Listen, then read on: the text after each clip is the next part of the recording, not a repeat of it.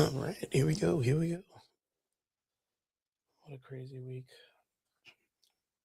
Yeah. Don't be taking off your clothes on the stream today, Derby. I'm doing it, man. It's crazy. You got to charge people for that, man. The Patreon, Yeah, people pay for that kind of stuff nowadays. which is wild. Absolutely wild. Absolutely wild. People into the only derps. Only Dirks. Check it Only out. derps. They're gonna find out about your feet finder. My feet are disgusting. I don't know if anyone wants to see my feet. People would pay for it.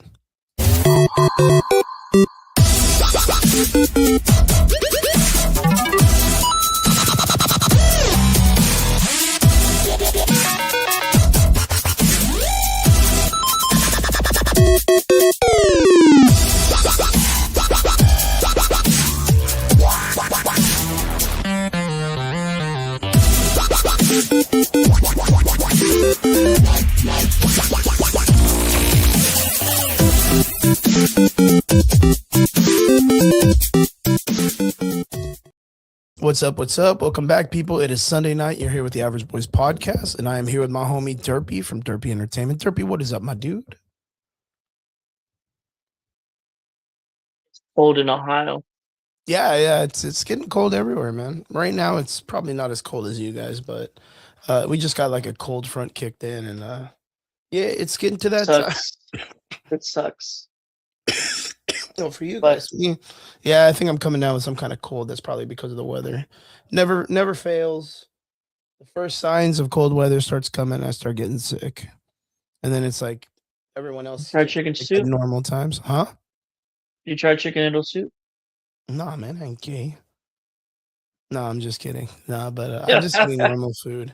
I got some meds and I got all that stuff, but chicken noodle soup I haven't tried yet. What do you? Is there something really about chicken noodle soup that makes it like a life-saving situation? I don't know, man. It just solves problems when you have a cold. Yeah, it's like That's down what I here in learned from my the mom. down here in my Mexican culture, there's this thing called the huevo, which is like you get an egg and you use it and you pray over someone. It's like witchcraft or something, I'm guessing. Oh my. And the other one is people always believe that when you're sick you drink Sprite.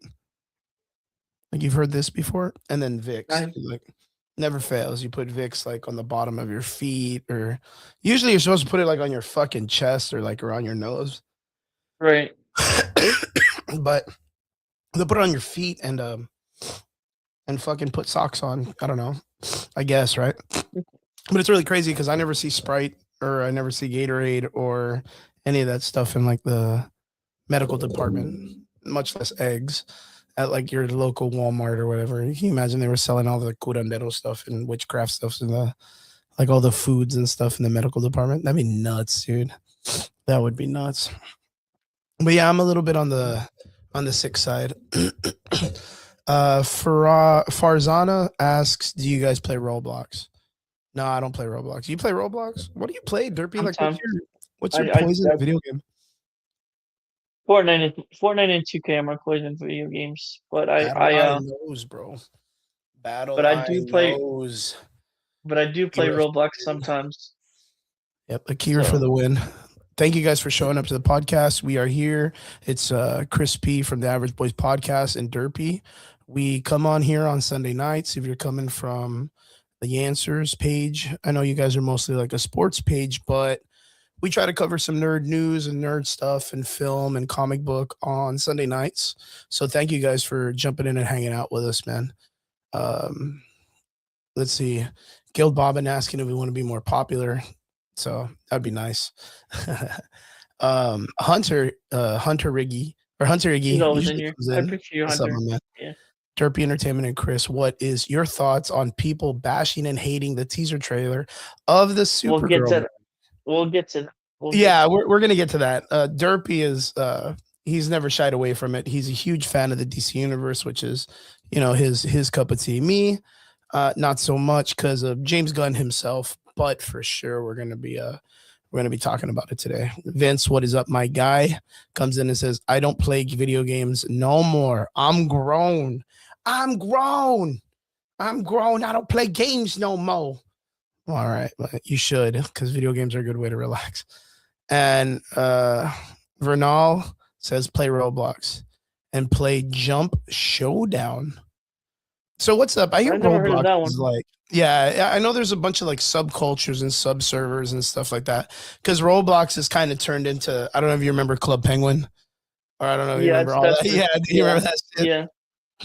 And the reason why I go to Club Penguin more than VR is because of the fact that like there's a lot of weird people on Roblox, man. There's a There's a lot of weird people on there's a Roblox. fucking bunch of weird people on That's why I don't Roblox. play it. If you got any little ones in here, I'm sorry that we say bad words, but y'all gotta be very, very careful on Roblox, dude. That's all I gotta say. Play it Roblox once in be every while, and that's about it. yeah, man. I've Uh, I've seen some Crazy. some stuff go down. So yeah, I just hope they're all good. Um, if I play games again, it has to be new GTA game. Yeah, that'll be like after GTA 7, I guess, because GTA 6 ain't coming out anytime soon. Right. They'll probably release 7 before 6. Yo, you Did know you just what? make Like, a Did you just make a joke, Chris? yeah, I did. Hell yeah, I made a joke. No, don't even do that. Don't Yeah, even. yeah. You brought the numbers in. You brought the numbers in. I told you about that stuff at the parade, right? Did I tell you about the Yeah. parade? I went to a city parade the other day, and all the kids were doing it, man. And then I told my students at the karate school, and the moment that Oh, stuff, like the moment I said 6, 7, like 80% of the kids in the room started doing their hands and screaming.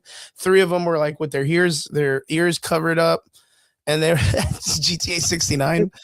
Damn, damn, that's hardcore, bro. If I am careful with people, I know I'm careful. Good job, D1. Good job. yeah. Yeah, just Good be job. safe, bro. Just be safe. You can't be doing weird stuff. So, and you gotta protect yourselves, man. There's a lot of weird people out there. He said 6, 7. D1 said 6, 7. Just Chris said said, it I know. exactly, Yeah, Vince. yeah, I'm sorry, bro. I'm sorry. But yeah, actually, since we're on the subject of video games, I guess we could pop that off real quick, right? Let's do a Um, recap. this past week there was the game awards popped off. I don't know if anybody is really into big stuff like that, but the video game awards is possibly the biggest game show that they have every year. I think it's the biggest production because they usually have some other video game awards, but the other ones are sucking, man. Yeah, This they're one was very the only one cringe. that did really good, but there was some weird stuff that was in the format that I Yeah. wasn't like hyped about. But yeah. The Gamers Award just popped off. Derp, you and a couple of homies, or actually one of your homies, you guys kind of like watched it and recapped it during the week. What did you guys like? What? What did you guys like? What was you guys' anticipation, man? We actually did a reaction watch Action party video, on yeah. the Yinzer channel, which Hmm. is what we're on right now. Yeah, yeah. Um, but we thought it was like the overall like the best game awards it's been in years Yeah. No because kidding, man. it was consistent with the amount of surprises it had in it, the amount of games that were actually announced there. It was like very consistent, Yeah, more than they had some really recent badass years. announcements. The production was really, really good. Yep. I think the craziest thing that came out of that whole event was the Divinity trailer. Yeah, to this I thought day, people are that was still talking about it. that was the most crazy reveal ever. Like I had no idea what it was. I didn't know it was even related to a spinoff of that developer team Hmm. at all. And just seeing, I mean, I'll just say it, just seeing that person catch on fire out of Yep. nowhere, and then this other specific scene that happened in the trailer that I will not bring up in this particular situation. Well, I You mean, know what I'm what's talking about. You know crazy what I'm is talking like, about. yeah. Well, I mean, it's all right to say it because YouTube showed it, Right. I and I guess. don't And you even know think what? they You're were right. aware that that was going to happen. There there was a particular scene of engagement. I'll say Yeah, there that. was like a sexual engagement act that was going on. Yeah. Yeah.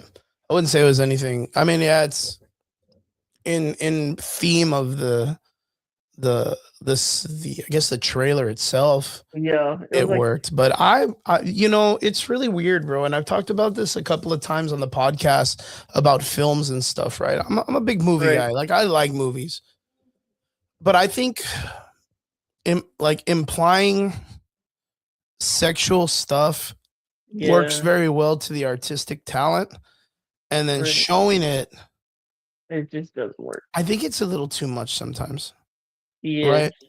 And I right. think I understand there's like the wow factor, right? And I think that's Hmm. what this was. This was like,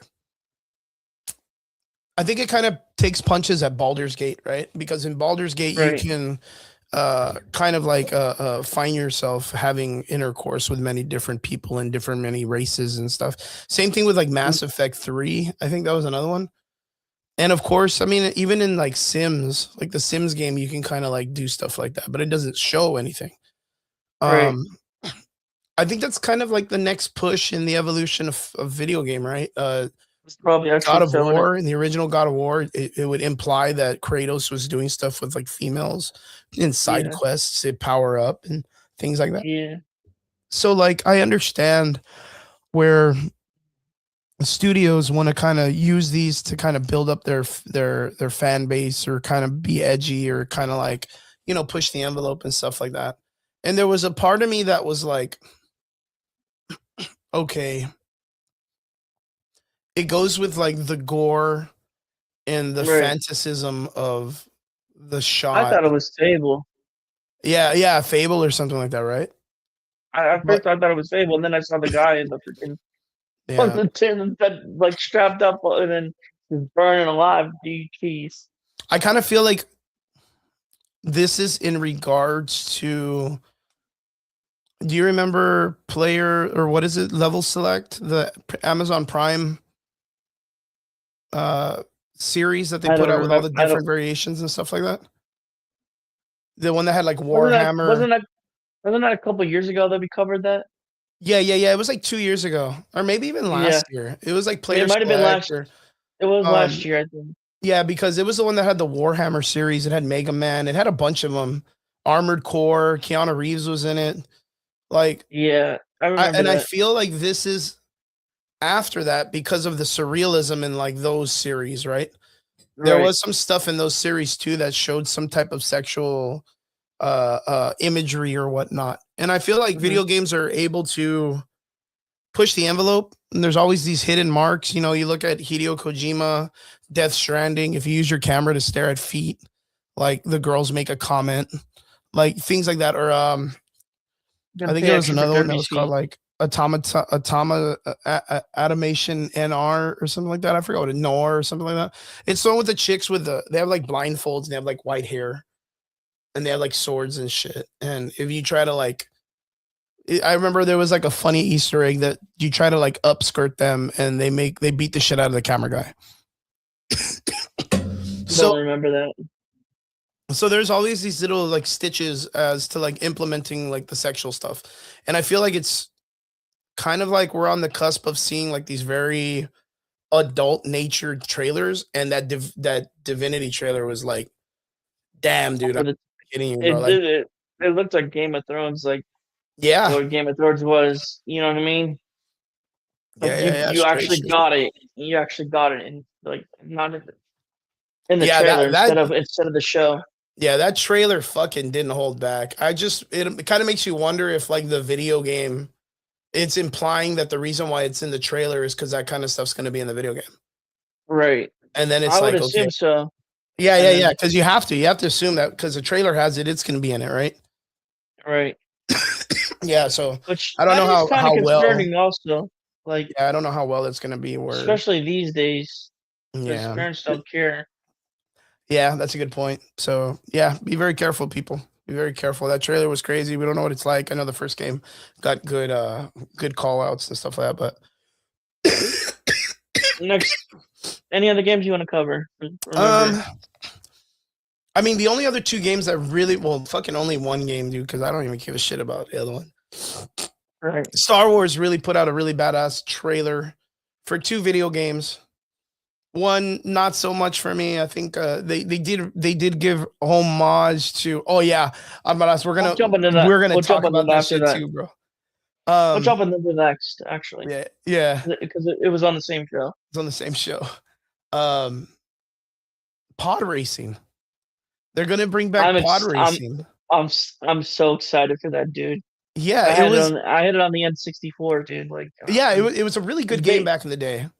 and I they just remastered hope. it a couple years ago. So I just really hope that this pushes more like a F-Zero. right, Like if they were making it where like you can make your own pod, you can create your own character, you can get your own parts, you can build whatever the fuck you want, color it, do stuff, and then they have like leaderboards like Mario Kart. Like they have so many templates that they could follow to make this well, amazing, dude. well, the directors of this game did Burnout. So Oh, okay. Hey man, so maybe yeah, it's gonna hit. Maybe it's gonna hit. you're right. I mean, just on nostalgia alone, I think a bunch of people are gonna come at this stuff. Oh, They just have to for hit it sure. right, dude. They just have Right. to. They just have to hit it right. Now, They got saying to that, promote it right. They got to yeah. promote it right. And so far, it looks pretty. Promotion Now, looks now, pretty good. now, saying that, the next game right next to it has to hit it like right nail on the head. Yeah. And not for the love of God, don't fuck it up. We're Right. getting a part 3 to Knights of the Old Republic. It's now going to be called Fates of the Old Republic. And I mean, I'm a big fan. Most Star Wars fans from the Legacy movies are all large fans of the Couture series. Like, the only thing I'm gonna say it up out loud, man. They just cannot fucking new trilogy this stuff. They really cannot. They really cannot. Knights of the Old Republic was such a great game. I want the Cleveland hoodie guy to use me as his personal toilet. Ah, nice. That's super. I mean, that's Yeah, thankful. yeah. Thanks. I I was gonna say appreciate that's it. probably not sanitary, But yeah, not very sanitary, but I appreciate it. Derpy will Whatever. allow it. But Derpy Yep, will allow it. Do you want him with his shirt on or off, dude? Because it's an option. You have to pay extra for that. That's like getting extra tomatoes on your hamburgers, bro. Same for the feet. Yeah, same for the feet, dude. Same for the feet. Yo, but straight boys, we're at the pinnacle of life. Those that have left this world already will not be able to benefit from this. But when we go to heaven, we'll tell them we're getting a third Knights of the Old Republic. Like, and mind you, a new Total War 40K Warhammer. Like, us nerds are eating fucking good next year, dude. Like, stupid good. Stupid good. What's up, Lansky? What's up, man?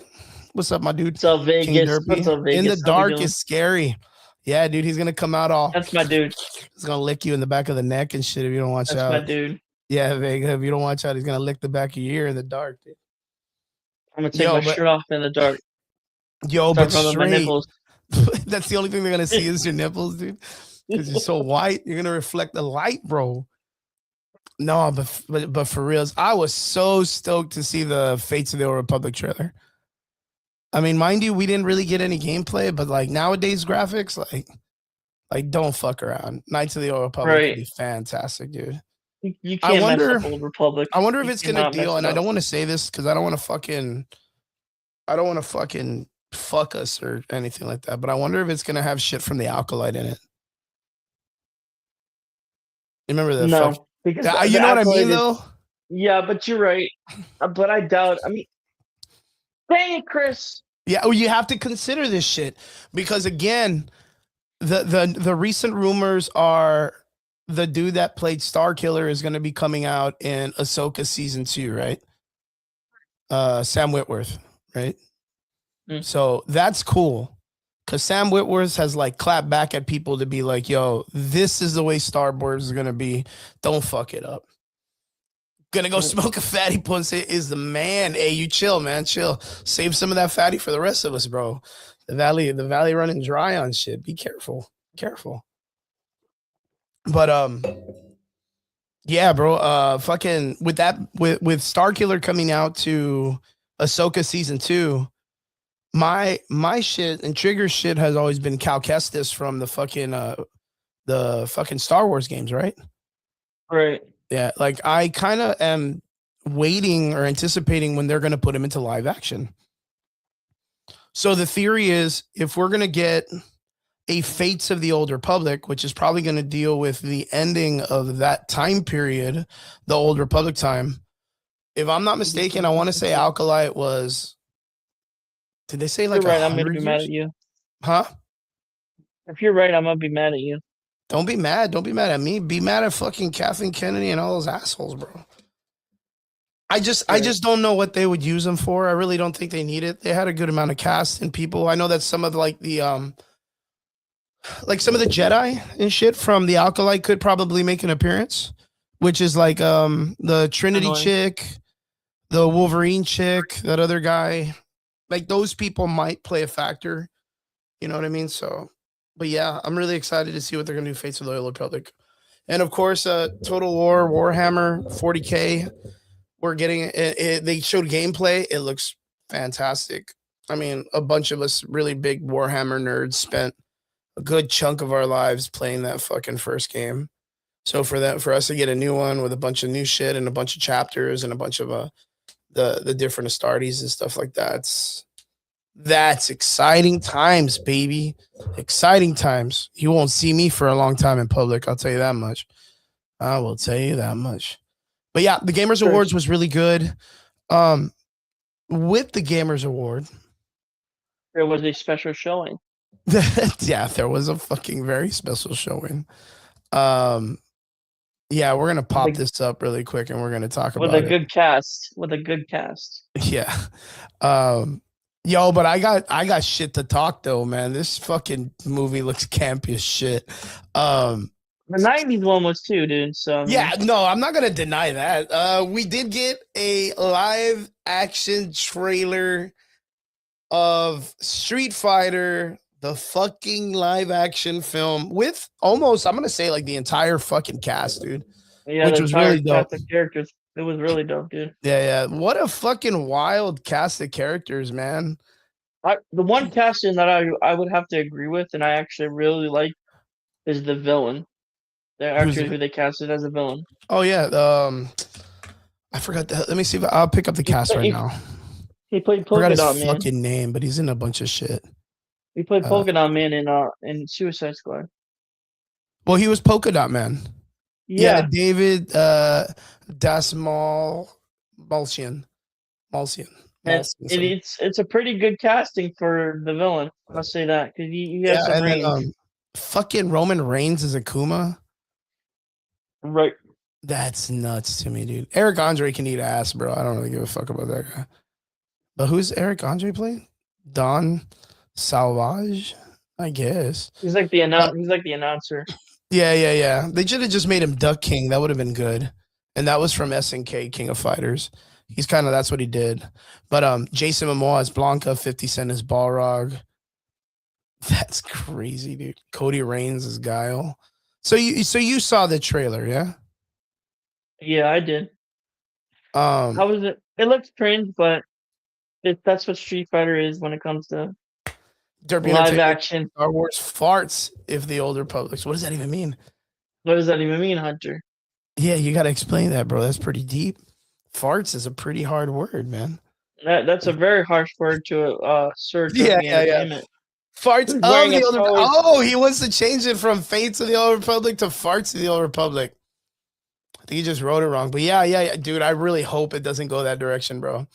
Yeah. I really hope, Iggy, that it does not go that fucking direction. I want it to be good. Oh. Here he is, the man, the myth, the legend. Triggs the myth. Yeah, what's up, brother?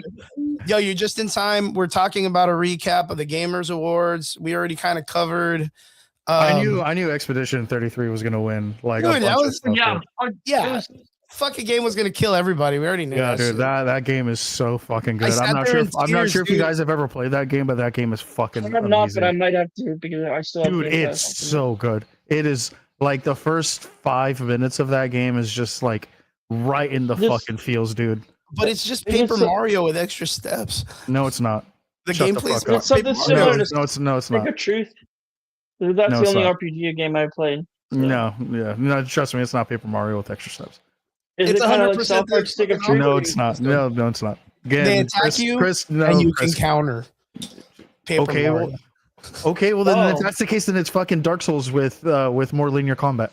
You can't roll. Yes, you can. You can roll in this game? Yeah, in some form or fashion. Yeah, I didn't know you could roll. Well, fuck them. It's like Dark Souls and Paper Mario. Yeah. It's just more serious. Yeah, but it's also like former Ubisoft guys. Yeah. No, I'm not shitting on it. I mean, I heard it's a great game. I heard a lot of people played it. No, dude, like that is one game like I will like violently defend. I would be like, yeah, dude, like post up. What's up? Wasn't this like the best? Wouldn't you say this was the best Game Awards you've seen in a long time? Me? Consistently for how many announcements. Oh, talking about production, like how they did the show this year. How many? Yeah, it was like it was probably one of the best ones I've seen. Yeah. It's I don't know. For me, I liked it because it was a lot more fresh on the content and like the actual games that were being presented. Like the games that were being presented had merit behind them. And I'm talking from Hades all the way to Expedition 33. You even got a Mega Man reference or Mega Man reveal, dude. And I also got a Forest reveal as well. Mm-hmm. You know, for anyone who knows me, I'm a huge Sons of the Forest fan or like Forest fan. And so the fact that like I'm getting a new one by end night, I'm like, oh dude, I'm so about it. Me and Audrey were like texting the whole last time, like just like, oh, who's gonna win this? You know, what are we gonna win with this? And yeah, dude, I'm all about it. Wait, that's not real, Vince. Is that? Don't even start. No, I have seen people put like fan posters of Sagat, like of Dave Bautista as Sagat. I hope not. Yeah, I would want someone actually like bigger. I don't like their casting. I don't like their cast for M. Bison. Like I think that guy But that was like Raul Julia in the old movie. Like that was not the Addams Family guy. Like nobody wanted him. I know. I still wouldn't have wanted him. Like even now. Yeah. I think cool, and then we got Mr. Vatos Locos, as fucking Ken, dude. Yeah, dude. Fucking Miklo. There was a white Mexican guy. Honestly, I was thieves, dude. Yeah, I honestly was expecting him to be like, every yo, what's up? What do you think or something like that? Hey, get on the bar. Sugar. What's up, man? What do you think of the Divinity trailer? That was a raunchy ass trailer. That was a raunchy trailer, dude. I feel like that should have been behind a paywall, dude. That should have been left in the Patreon, bro. Honestly, I thought it was another. I thought it was the like Paladin. I thought it was the Paladin reveal for Diablo. Oh yeah, that could have made a lot of sense too. Yeah. Yo, okay, so Triggs, you're kind of like in the same ideals then, right? Like that trailer kind of felt. Might have been a little much. Yeah, maybe just a little bit too much. Yo, scoosh much. Me and Derby were talking about it. I was like, I feel dirty right now, dude. And I'm like, I'm almost 40, dog. Like, I'm like, bro, I'm just here for the fucking for the awards, bro. I'm not trying to watch people fuck each other right now. Yeah, I'm not trying to get the old parts moving. Yeah, dude, I'm not trying to touch my nethers right now, dude. Or die by fire either. Yeah, Jesus Christ, man. Okay, so Triggs, in your opinion, why do you think they went that direction? Was it the wow factor? Yeah, I know shock factor has a lot to do with it. I mean, that's you look a lot of shock, though, man. Hey, man, the things that people do nowadays for clout. I mean, it's pocket. It's not out of pocket. You gotta push the envelope for people to be. You gotta get attention, right? And Divinity came out swinging. Yeah, I was gonna say like swinging. I was telling Derpy, I kind of feel like this is kind of like I don't want to say consequence, but like after the select level select series, like how extreme these like very, very realistic or surreal trailers are going to start pushing for like gore and concept. Because remember, they had the Keanu Reeves episode in, what is it, level Amazon Prime Select. Oh, the Level Up or whatever. Yeah, you remember that shit, right? Yeah. And remember he reaches for the dude with the and fucking honestly, mech, like one of the coolest Mega Man X's I've ever seen, dude. Yeah, it was good. Everything was good. Warhammer was fucking legit. Probably one of the greatest episodes ever. Yeah. But I mean, I guarantee you, Henry Cavill was bloody. Like, "That we're gonna do that. We need that. We're gonna do that. That is exactly 100% what it is." But like we could all agree that the Warhammer episode was fucking gory as shit. Honestly, I'd have to say it was probably like the best episode of that like Level Up series. Yeah. But that's also I think I know where you're going. I'd have to say that's also like the unfortunate evolution of like where we are now. Everyone just wants more. Everyone just wants more grit. You know, everyone's more gore. Everyone wants more violence and stuff like that. It is the unfortunate like just like natural like evolution. I'm not going to say natural evolution, but like it is the evolution of like where we are right now is like a gaming community mindset. And it'll have to be that way until people start putting rules and limitations on what you can and can't do and ratings on trailers. Can you imagine like in game trailers we're going to start to get like rated PG-13 or R? I mean, hey dude, I mean I kind of don't mind. I mean, remember the whole like rated E for everybody, and then we would get our trailer. You remember, like when we like that was natural practice. So why would that be such a bad thing if like we were at rated M for mature, and then boom, maybe the it just puts more respect on the game industry since a lot of people. I mean, we're all you're doing is just telling what kind of a game you're going to be releasing. That's it. So with that being said, can we assume that sexual stuff and condensation in Divinity is going to be there in the gameplay? In probably in like cutscenes and stuff like that, but I don't think it's going to be front and center like it is in like GTA where you're like constantly smashing and stuff like that and beating up hookers or Cyberpunk, or even Cyberpunk, dude. I mean, you can go and get a lady of the night. Yeah, well, I was even saying Sims, dude. Oh yeah, the fucking Sims game. You could just do that shit all the time in Sims. What's up, Tortilla? Tortilla Jackson. What a great name, dude. But going back, we were already on the topic of the conversation. Boy, Street Fighter, the trailer. We got Street Fighter, the live action. Yeah, it's because right now we are connected to the Answers page. The Answers page gets a lot of sports people. So they don't know we do a lot of the nerd stuff on Sundays yet, but yeah, I'm like, what? Yeah, you'll see some. Yeah, you'll see a lot of sports call outs and stuff like that. Yeah, I'm like, I don't know, fucking get your goddamn, John Madden loving ass out of here. John Madden and shit. It helps spread though. Yeah. So again, boys, back to it. Street Fighter trailer. What was your guys' reactions to this? I'm not gonna lie. What are your open thoughts, dude? I want to hear open thoughts because I have a theory. I already said what I thought of. I want to hear what Trigger says. Dude, honestly, I think they should have gone the same direction that they did with, was it Street Fighter Legends? Remember that live action one that we had like 10 years ago? The serious one, right? Yeah, dude, that one, sick as fuck, bro. Sick as fuck. It was so good. It was so good. If anyone's ever seen it, and like, or even the what was it? Mortal Kombat Legacy and stuff like that. That live action one that we had gotten. Dude, those were so fucking good. And dude, and those were like not even like those were like a little step beyond college kids turning in a fucking a project. Yeah. Like a senior project. Right, and like right below indie production at like at like Sundance.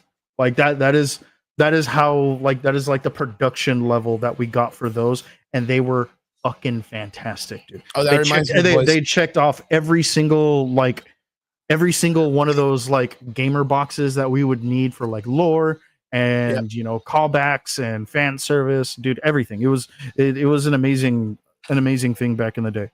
I hope we get that for Street Fighter, because Street Fighter, very much like Mortal Kombat, I mean, are premier fighting games. I mean, that's like valid, Vince. Dude, I mean, it's just one of those things. Like you do not want to fuck this up. You don't want to be the director that fucked up this franchise. Oh, I just want to throw this out there real quick.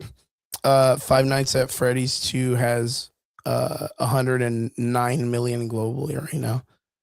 Oh no, not bad. Dude, they fucking not smoked bad. their numbers bad, bro. They're like, they made like 400% above what they spent on the film, dude. You're like, you want to know what I spent for this production?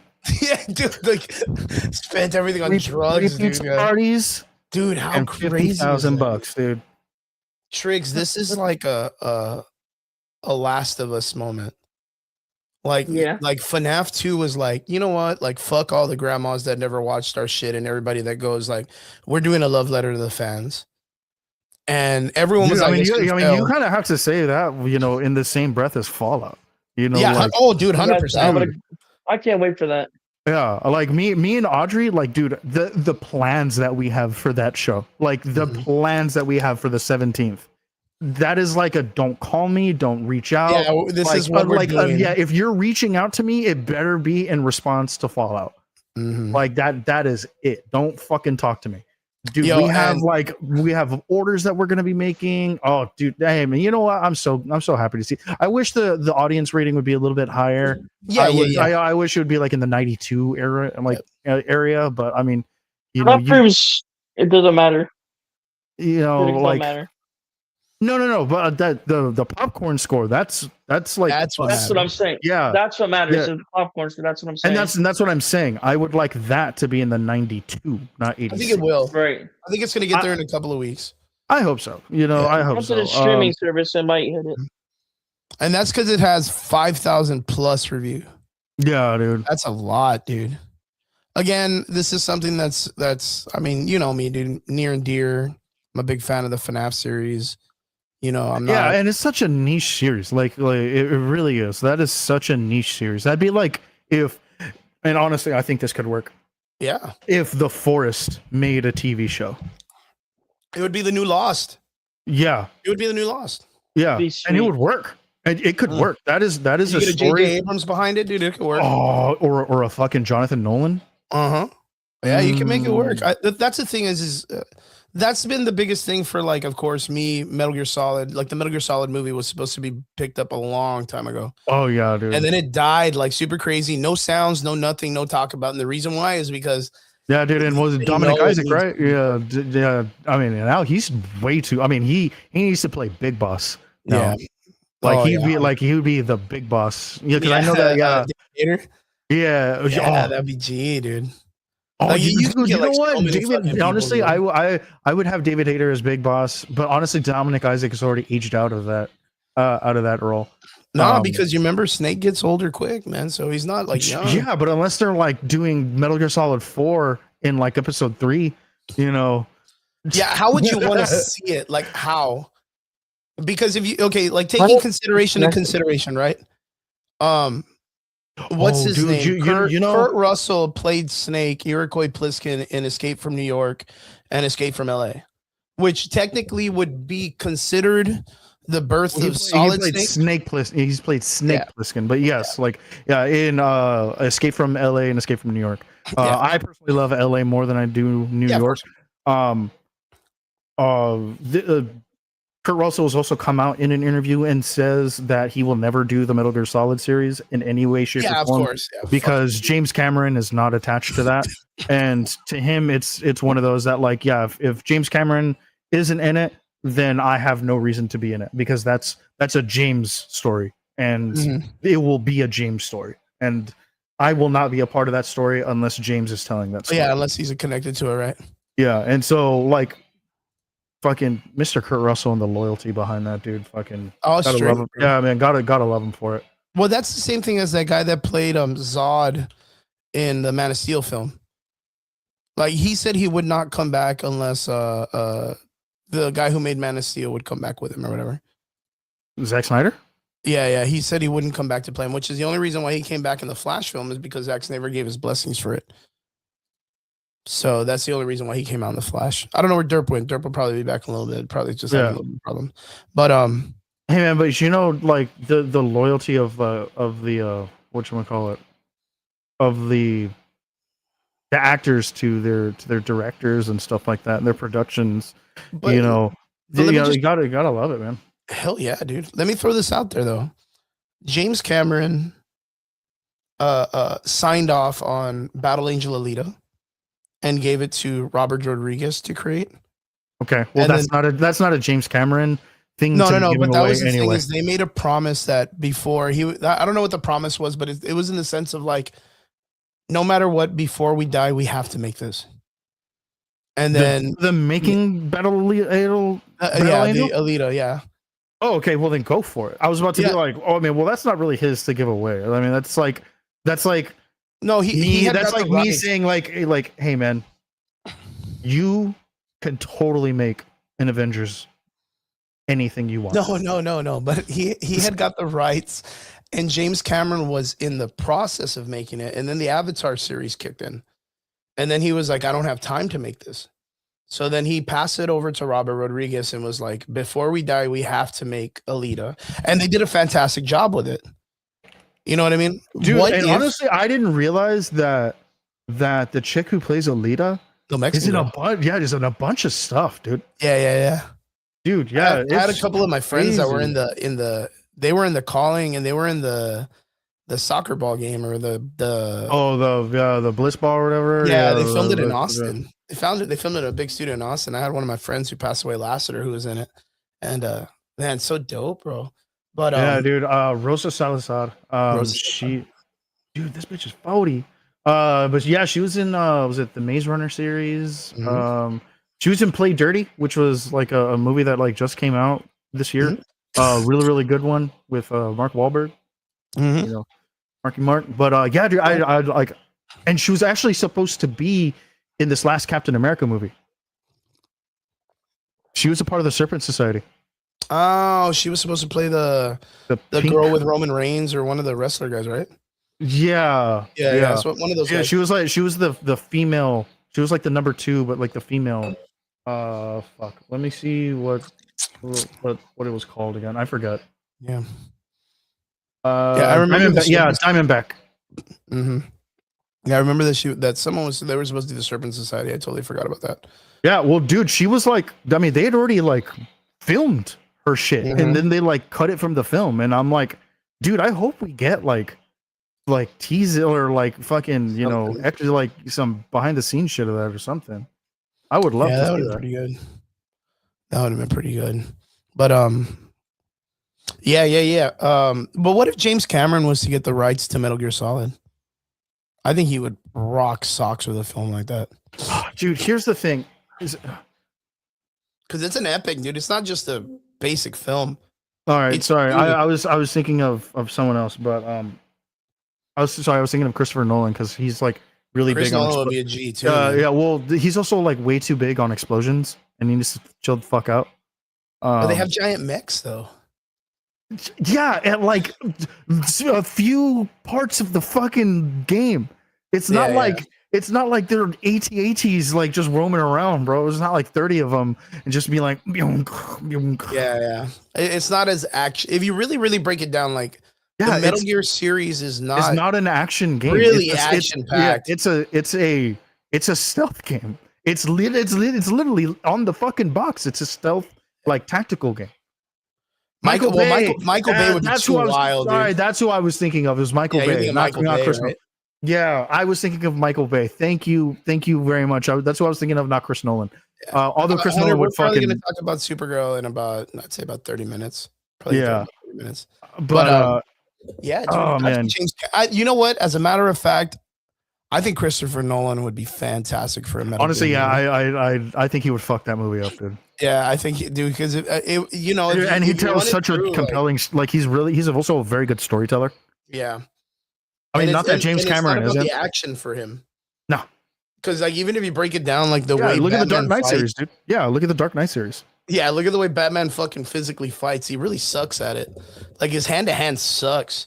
Have you ever seen him fight the hockey dudes? Yeah, dude, he's fighting the hockey dudes. I was like, the fuck is this crap? Yeah, dude, yeah, he's so like linear. You know what I mean? Yeah, he's so linear, dude. Yeah.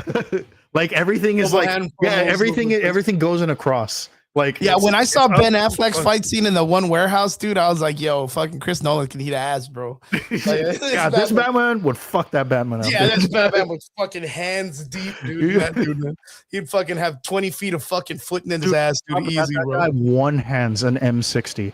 That's a 30-pound rifle, dude. And he just one hands it, dude. Just straight pistol, like pistol carries it. And I'm like, all right, dude, I'm a bitch, dog. I got it. Yeah.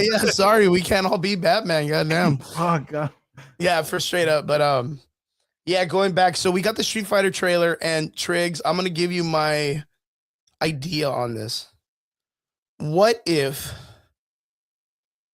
Because this would be fucking stupid funny.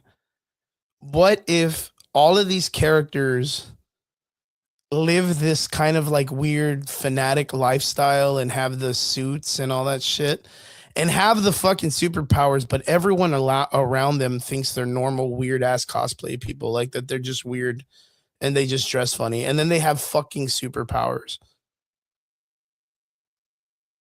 Wait, what? Yes. Like, listen to what I'm saying. Like, imagine this movie follows these characters and everyone around them is in the regular fucking world. Like that shit is just not real. But every one of these people like believes their own hype, like believes they're exactly this shit, and they all have these actual powers. Like they're actually the Street Fighter characters in our world. Like that's why everyone is are you telling me it's just like a bunch of people who were like on fentanyl, just like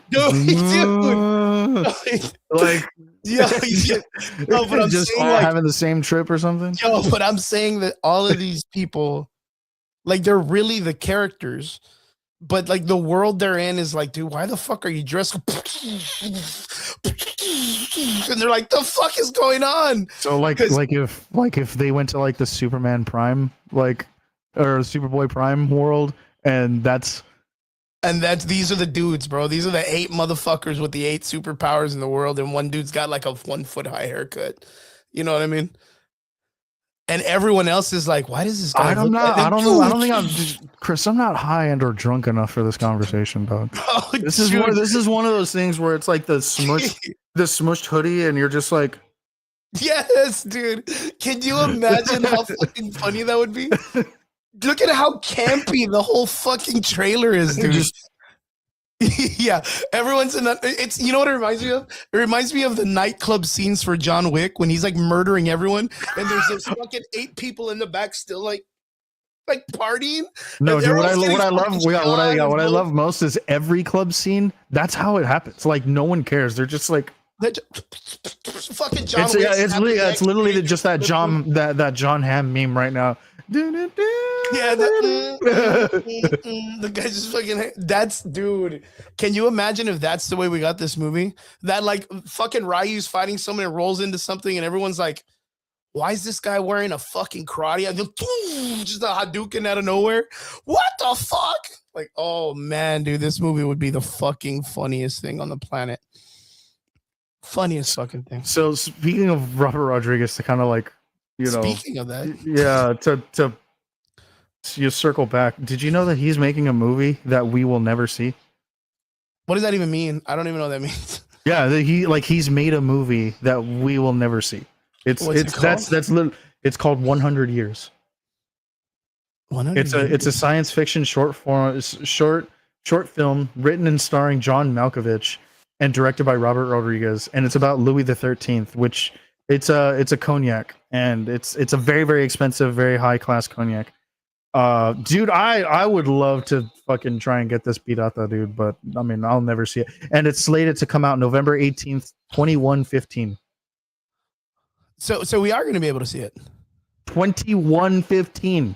Oh yeah, no, we're not going to be able to see it. Yeah, we're going to have to live for like another 80 years. Would it technically be a classic?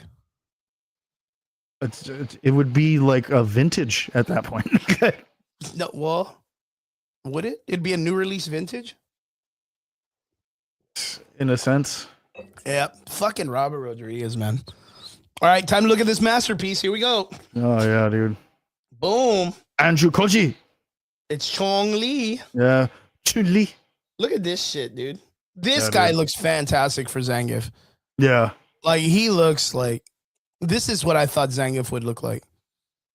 You know what I mean? I'm not gonna lie. The casting, Andrew Schultz as Dan Hibiki is probably the fucking wildest thing, dude.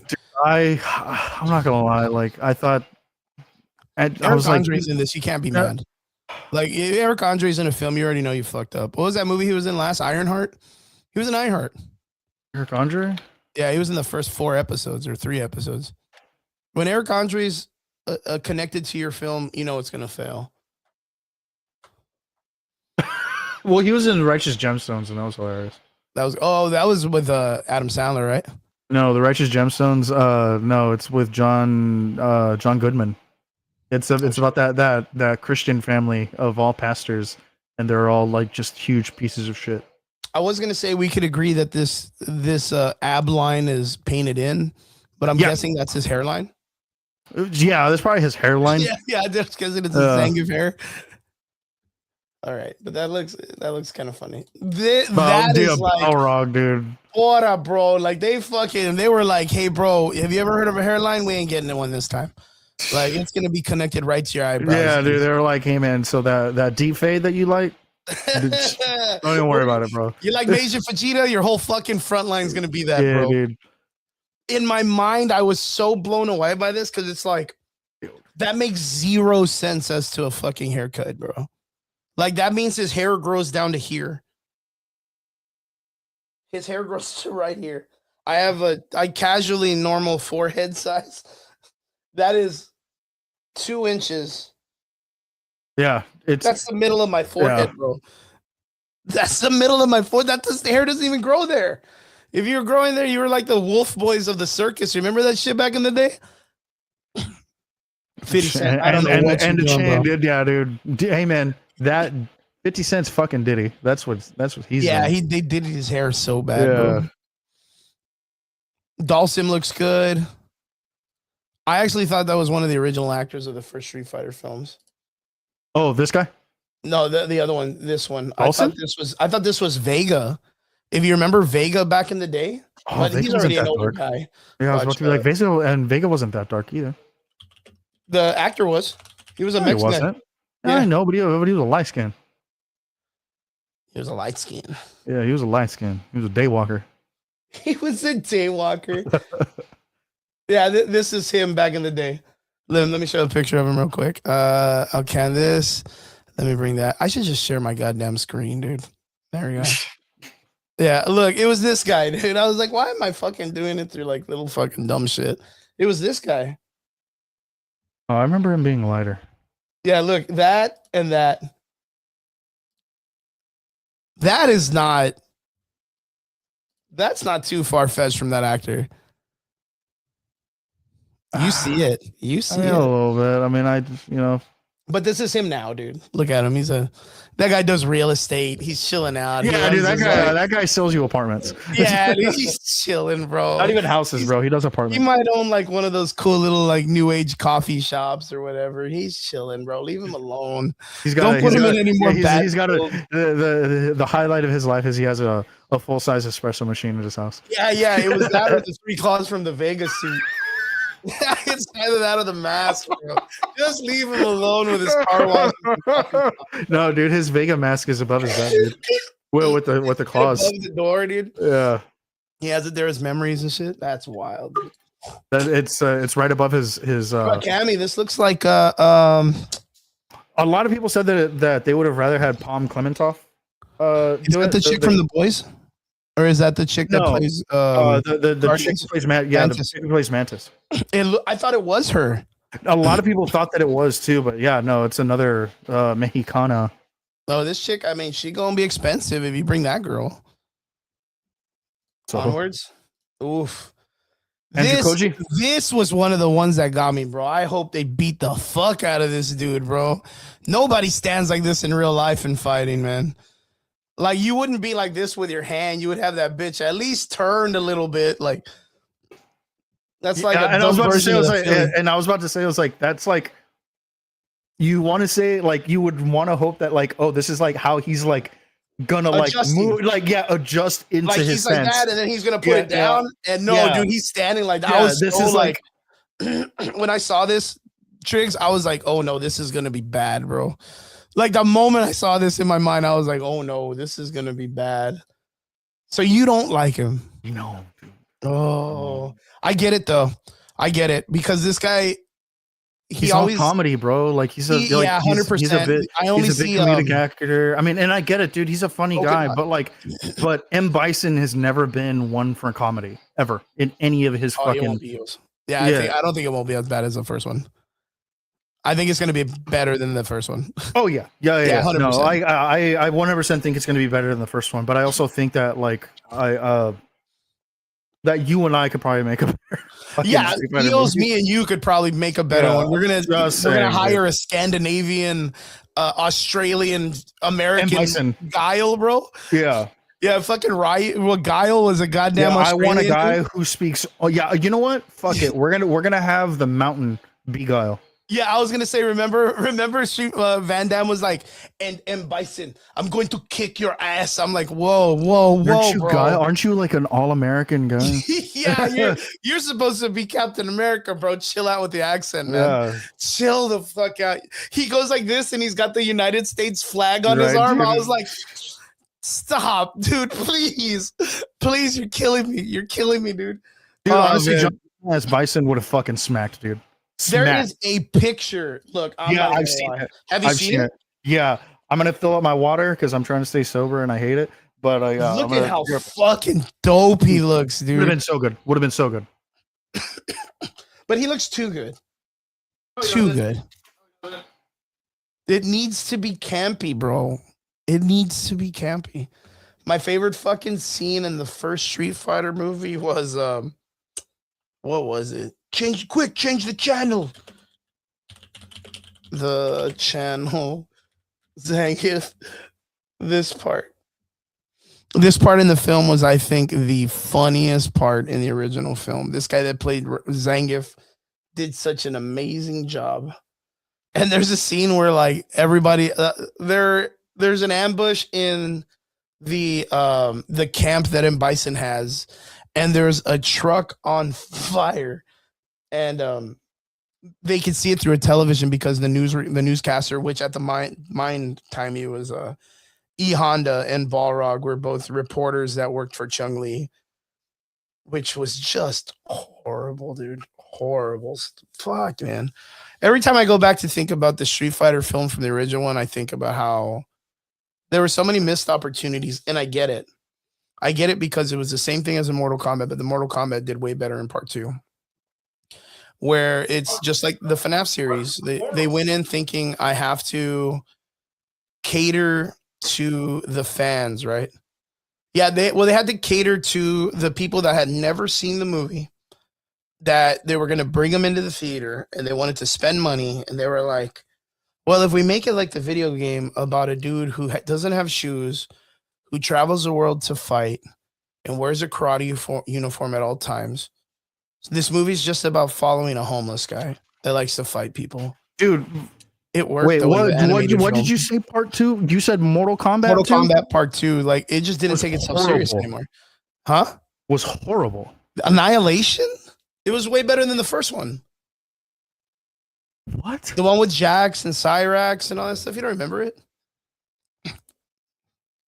Dude, watch all of Sindel's parts and you come back and you tell me that that's a good movie. No, okay. Chill. I didn't say all the actors did an amazing job. Stop that. No. They go to NetherRealm. Annihilation was horrible. They go to NetherRealm. Dude, they kill Johnny Cage in like the first 30 seconds of that movie. Johnny Cage dies in literally all the Mortal Kombat games in like the same way. Dude, you know what? Johnny Cage is a fucking badass. You put some respect on him. I don't know. I just want to see how Carl Urban's going to make it make sense. His daughter means more to the series than he does. She does now. Yeah, I was going to say she does now, man. This was my favorite scene. I'm just telling you guys, because since you guys go get water, we took a break. This is my favorite scene in the Street Fighter movie. When the fucking truck is on fire and they're looking at the TV and then the truck, the TV, the truck, and then goes, change the channel, like it was gonna stop the truck from it. And then the fucking guy that played Zangus was the best. Do you remember how bad this was, dude? Where they put all the characters? So this is a horrible movie. So Ryu and Ken were thieves. Yeah. Jesus. I mean, and to be fair, they kind of were as kids, but like the way that like they were as kids was like more mischievous. They were just little Hellraisers. Yeah, they were like little Hellraisers because like Ken is a little rich boy. I was gonna say like Ken's a trust fund baby. The only time that they did bad was like before Ryu becomes a student, he's like a troubled child. Yeah, he's just a little Hellraiser, and like, he's train with this old guy.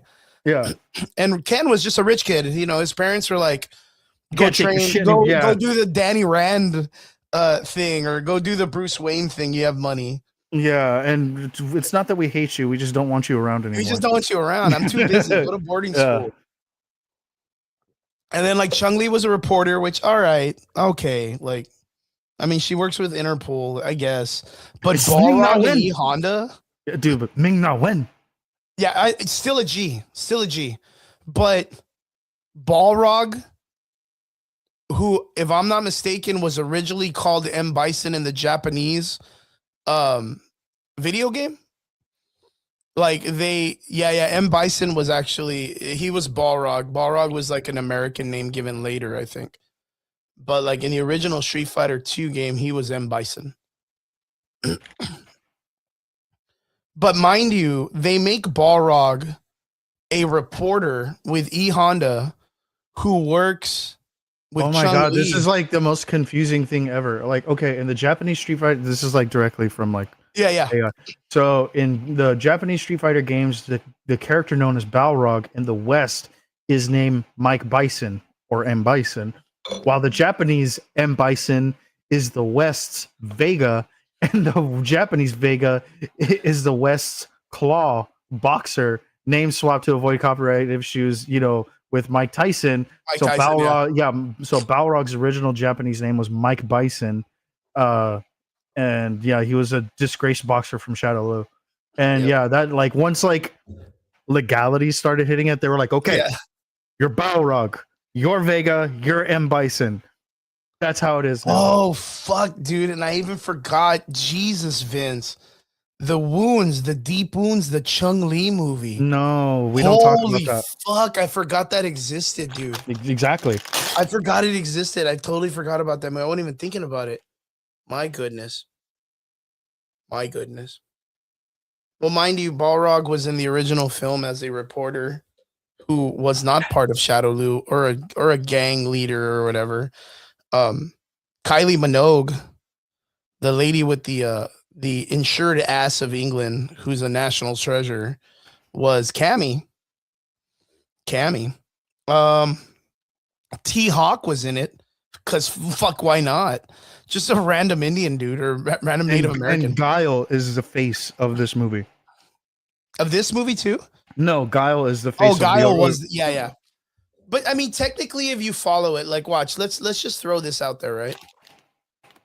Ryu is the most balanced character, but he's boring as fuck because he doesn't do anything. He just goes around, fights, and then goes, "Thank you for the ass whoopings. I'll be on my way," and then just goes and goes and goes. Guile and Chung-Li both have the story that moves. Because they're after M. Bison, right?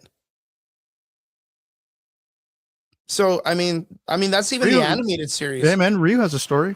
Literally outrun Akuma. Kind of. Yeah, in a way. Because I mean, even after a while, like, because the story was that Akuma might be Ryu's dad. I don't know if you ever heard of this. Yeah, I've heard the theory that like Akuma like could be his father. Yeah. He's just beating his dad, some really bad parenting issues or whatever. But yeah, like the only thing Ryu has as a story is like he's supposed to be Neo and he's got to unlock the power to like save the universe with punching it or whatever. Like that's literally it. Where M. Bison wants to conquer the world and Guile works for the military and Chung-Li just wants revenge for her father's death.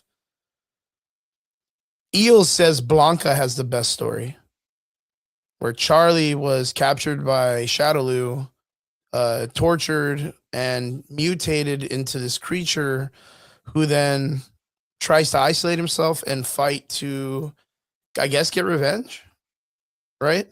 Essentially, yeah. Yeah, that's kind of what it is, even though he's kind of like a mindless creature, which is what Raul Julia calls him in the other one. Mind you, he was played by probably one of the greatest martial artists in the world, Benny the Jet Arquitez, who played Blanca in the first movie. Yeah, Charles is Giles. Yeah, yeah. You know Benny the Jet Arquitez. Yeah, I know, but I don't think he played Blanca. Yes, he did. He played Charles in the original film. Even though the actor in the video was different, he played him as Blanca.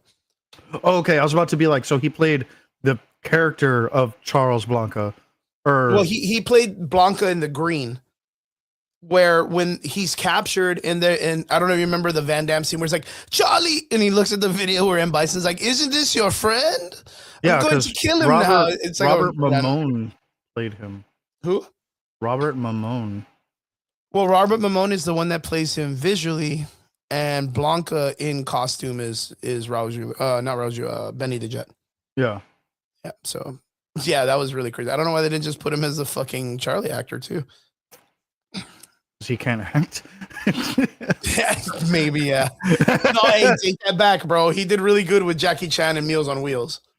Yeah, as like a fucking choreographer. No. He's in this. He's in it. Yeah, I know who he is, but he like doesn't have words. Yeah, he doesn't have words. Like all he does is this. He does a little.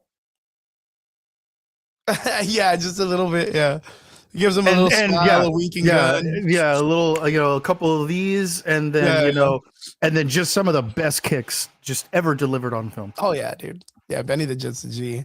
Vince Weaver says probably the best thing that everybody's thinking. The man to look good in a Chung Li outfit. Jackie Chan, best Chung Li ever. Yeah, straight, not lying.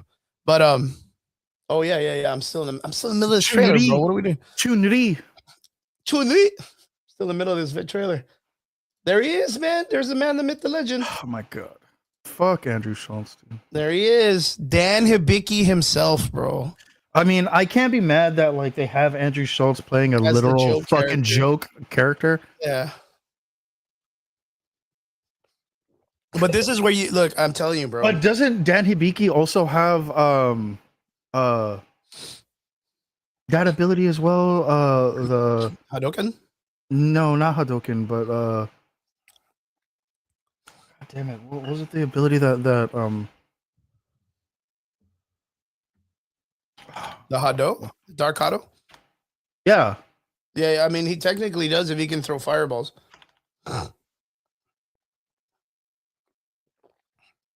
But the cool thing about Dan Hibiki's character is technically he's the only one that can merge the SNK universe and the Street Fighter universe.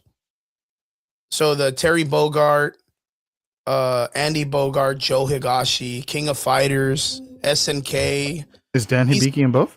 Yeah, he's technically in both. He's trained by the teacher in the other one. Okay. Yeah, he's trained under one of the other instructors, which is the Rio guy, the one that throws a big fireball, red costume, orange hair. He's trained under his teacher. But doesn't Dan Hibiki also have the Satsui no Hado? Yes, but it's like retarded. It's only in certain series, if I'm not mistaken. It only happens like in Marvel versus Capcom 1. Yeah, because he has it because of like Sagat or something like that, or like opens himself up to it or some shit like that. Yeah, and his fireball only goes like a little bit farther. Yeah, like it's not as strong as Akuma, but that's because he's a Joe character. He's supposed to be like I guess like a laugh character of all the different. Yeah, he's a parody character. Yeah, so since he gets the Akuma powers, like he gets all his stuff, but just a little bit stronger. But he could do like the Zetsumo, the hot, what is it called? The Satsui no Hado. The Dark Hado, like, right? He could do the Raging Demon. Yeah, he could do the Raging Demon, which is, man, super dumb. But yeah, a bunch of people fought using him back in the day because he was such a challenging character to use. Yeah, his power source is like it's super handicapped, and he's a lot more. I remember him being a lot more like agile than like Akuma. Yeah. So like they were like, oh, like like we could take the we could take the power like the power reduction for for additional mobility. Yeah, and then all his movements were like Ken. Like he threw kicks and punches like Ken, so he was a little bit faster. What's up? What's up? What's up? We're actually watching the video right now. We've all seen it already. Yeah, dude. I mean, I saw that shit live, and I remember like when it came out, I was like, "Oh, this is so fucking cool!" And then like I rewatched it, and I was like, "I'm not gonna lie, it's not mid, but I'm like, holy shit, dude! I'm not gonna lie. In that shot, Cammy looks like Millie Alcock right here." Yeah, look, and there's Vega. These are the 2 soldier girls. Well, these are all the 3 soldier girls that are around. I forgot their names, but all of them have certain powers, like lightning. I know the other one is like a girl's name is like Axel or something like that. What's the purple haired girl? Remember Rose, right? Rose is a part of this, I think. Isn't Sea Viper or something like that, or yeah, something like that. There's like 3 of them, isn't there? The blonde, the black hair, and like the red hair. But yeah, Vega. Oh, here we see Guile and Vega, bro. This is so bad, dude.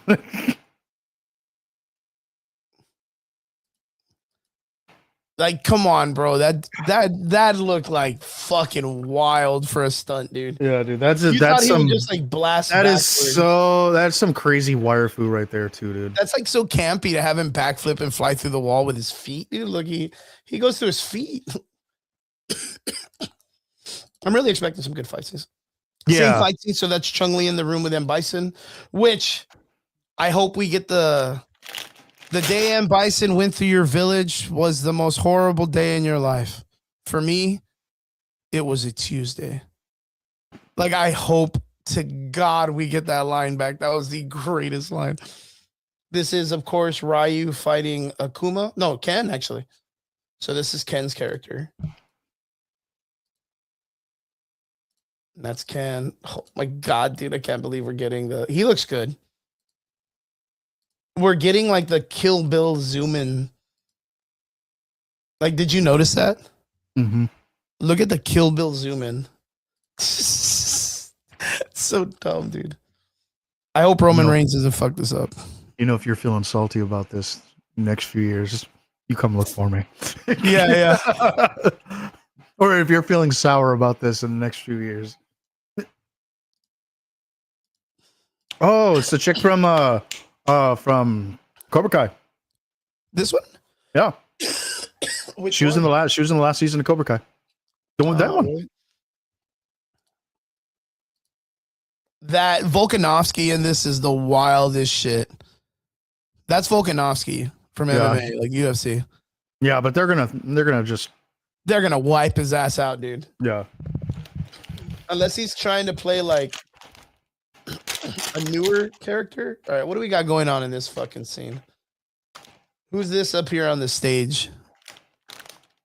They look like they're kind of important. I'm guessing this is Zangief. Mm-hmm. And Dan. Yeah, that's Dan. That's Schultz that's about to go down. Oh, look, welcome to the second World Warrior tournament. Okay, cool. Okay, I'm about that. I am not excited to see this fucking dude in film again, man. I am not excited. This guy just needs to learn, $20 starting pay at McDonald's, bro. Hit it up. California, dude. Get out of here.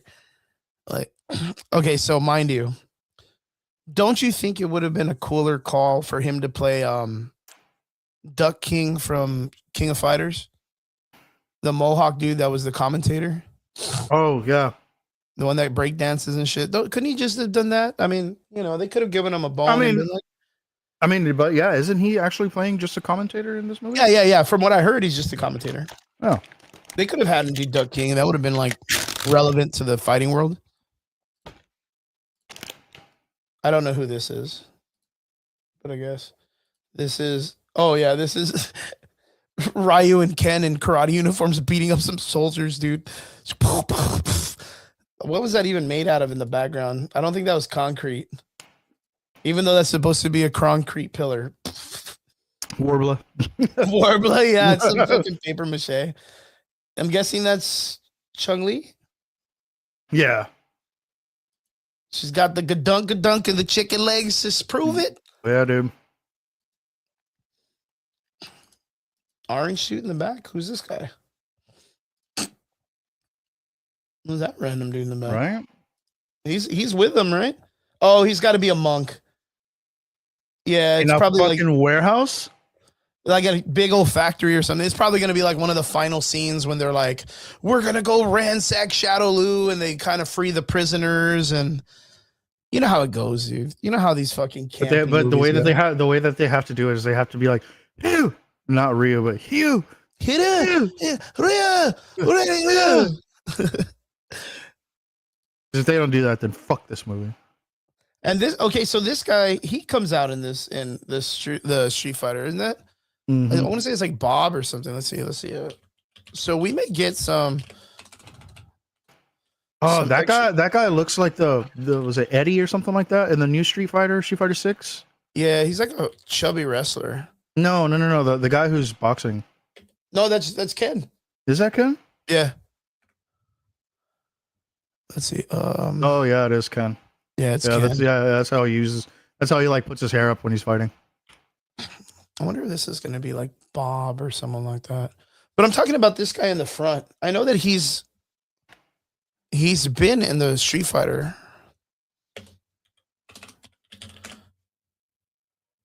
Yeah, he's like a fat lucha. I'm trying to put fat lucha and see what pops up. I know there's been fucking lucha libre wrestlers. El Fuerte? No, maybe not. Yeah, I just know that he's from the series, but it's so cool because like he's not really mentioned. So we know that there's a possibility that we're gonna get like different characters that are in the franchise that aren't kind of like put out in the open, right? So we'll get some references to some really cool characters. So yeah, I can't remember this fucking guy's name. It'll come to me later when I try to care later or whatever. But yeah. Yeah, but that's Ken. I kind of want they're gonna do that, which is like I do love that the nod to destroying, being able to destroy the car. Yeah, that's super crazy. That's pretty funny, dude. And I love the countdown timer in the back, the original countdown timer. Mm-hmm. That's fucking funny, dude. Yeah, which is like. Again, how do you get away with this in like a real, like want to take it serious film? You let Chris Nolan do it. Yeah, maybe. Yeah, you give it to somebody else, right? Crazy, brother. Crazy. So yeah, I really hope that it has to this like kind of like 8 dudes that have some like specific fucking powers that they've unlocked and the rest of the world doesn't. Sorry, I'm getting sick. Oh damn, dude. Yeah. I fucking sounds like Ron Jeremy. He mouth fucked you with your favorite condom, dude. Yeah, I think that's kind of close, Eels. I think it might be like Rufus or something. It looks like actually, yeah, it kind of does look like Rufus, but it does look like someone else too. I just can't put my finger on it. But good call, man. Good call. All right. Triggs, Street Fighter, is it gonna be a good or a negative? Honestly, man, I think it's probably gonna be like a solid 7. Like when it comes out. I could say so. Probably like a 7. It's gonna be silly as fuck. That's what I know. Yeah. It's gonna be campy as shit, dude. Yeah. Don't expect fucking, Scorsese level, like you're not gonna have anybody black and white going cinema. Yeah, just no one's gonna be doing this. Like a badass like raging demon moment or evil Ryu, and it looks good. It's got to look good. I am gonna say this. I will say this right now. I think Jason Momoa as Blanca is the stupidest shit ever. Dude, I cannot tell you how much I'm starting to get like so fucking over Jason Momoa as like a person and an actor. Yeah. It's always the same shit over and over again. Yeah. And they just stick to doing Islander movies, dude. Like if it's not about anything out of like New Zealand or Hawaii or some shit like that, don't fucking worry about it. Yeah, man. I'm kind of you can haka everywhere else. Just fucking put your shit, dude. I guarantee you he's gonna haka while he's out there. Like for like his press tour, he's gonna be like, oh come and just watch they make Blanca like Hawaiian for no reason. Dude, thank you for saying that, because you know that he put that like in his contract. Blanca's gonna be Hawaiian. It's gonna be like it's gonna be like Blanca and then like apostrophe AH or something like that. Yeah, watch. It's gonna be something that way, because if you remember the original game, they had him like in a island, kind of islanders like village. Mm-hmm. Remember, it was like all the bamboo housing and all that other stuff in the background. Yeah, but that was in Brazil though. Yeah, of course. Yeah. Because he's a Brazilian guy. It's supposed to be a Brazilian guy. Yeah, but it's Jason Momoa now, so why not? Yeah, now he's an islander. You just pay him in Guinness and booze, and he's all right. Yeah, and bikes or whatever. Yeah, whatever. Weird gold black media magic cameras. Some vintage shit. Onwards onto something else. Street Fighter, I think it's gonna be all right. It's gonna be fun. I hope it's a summer movie. We'll see how it goes. Welcome to Derry season finale comes out this week. I've kind of enjoyed this. I don't know if you've been into it. Welcome to Derry. Are you kind of like a fan of like the It series, or not my series as a Stephen King? No? You're more like, the Dark Towers. Yeah, I'm a Dark Towers like guy. So, Welcome to Derry does an amazing job of exploring. And to be fair, my wife is a huge Stephen King fan and a huge It fan. So, the person that I have giving me information as far as like It is concerned, is quite reliable. Yeah. She's like the biggest bookworm that I've ever met. So, you know, I if I need to ask something, she's gonna know. Oh yeah, look, it is a fucking 9. Obviously, it's a fucking 9. Yeah, sure it is a fucking 9. As a kid, he was in airplane crash and was struck in the Amazon and found by humans and so on. Yeah. But he was already mutated by M. Bison and those guys. But Welcome to Derry is a really, really great show. It's a really great show. It explores a lot of the origin story of the It character, of course, Pennywise himself, dealing that how he was this like cosmic outcast character from another dimension, but it explores the human side of the whole situation, not the character, but the whole situation. So recently it was where a group of humans are trying to figure out a way to use Pennywise as a weapon during the World War II or Cold War or whatever. So can you imagine? This is just like by far, I don't think it's going this direction, but where the United States is afraid of a nuclear winter, and the United States at the same time is like, yo, we found out that there's this cosmic alien that scares people and fucks them up. What if we found a way to put him over there? Like, let's just send him as our nuclear weapon over there.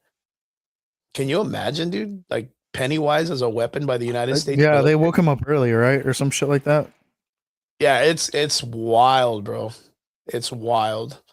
It deals with the grandparents of the kids from the It film. So it's a little bit earlier in time. Yeah, it's in the 40s, isn't it? Yeah.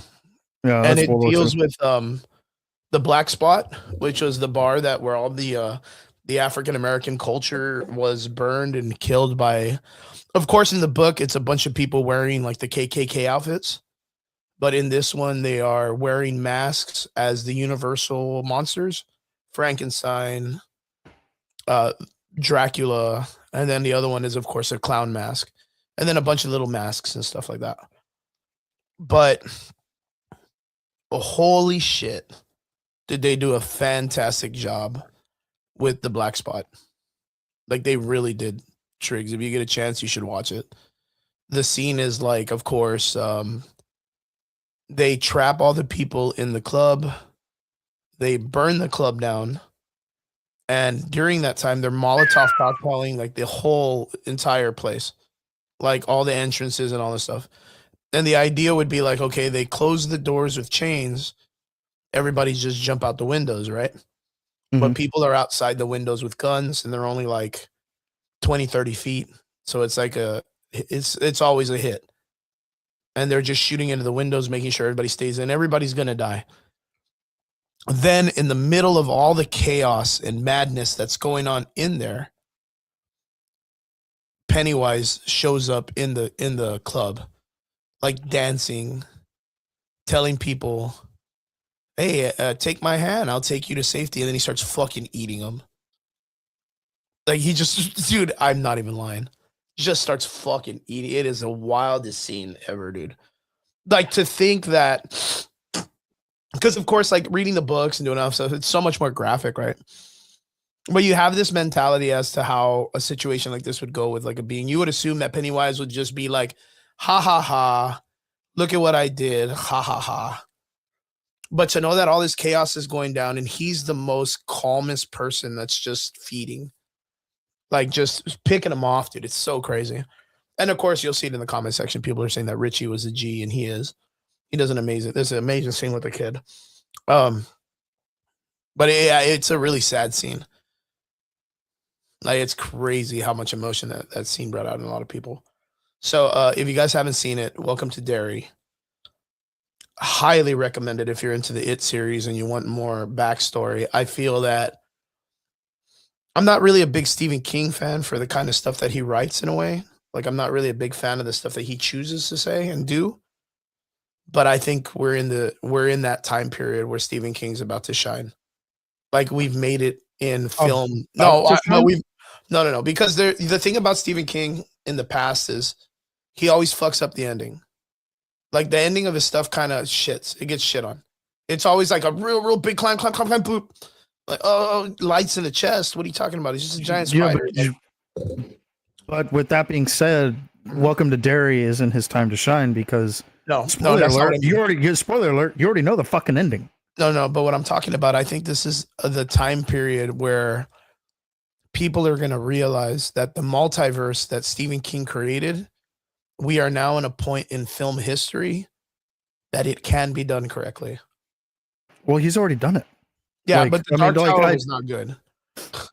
Like you remember the movie it wasn't, but I mean his multiverse has been established for 2 decades now. Yeah, but there's a lot of people that don't know that.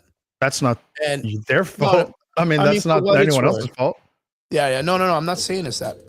But I don't think that the time frame for film, in the sense of like what we had for technologies, would have done the Stephen King universe justice until where we are about right now. Like them being able to go back and really explain to us, like, dude, the way that they do the origin story for Pennywise, and they show like how he's like this demonic entity that's not really a demon. He's an alien that just does things where human beings think they're aliens, and then the Native Americans, and then the Pillars. And that's the funny thing. He's not even an alien. Like he is, but he's not. He's like an outworlder.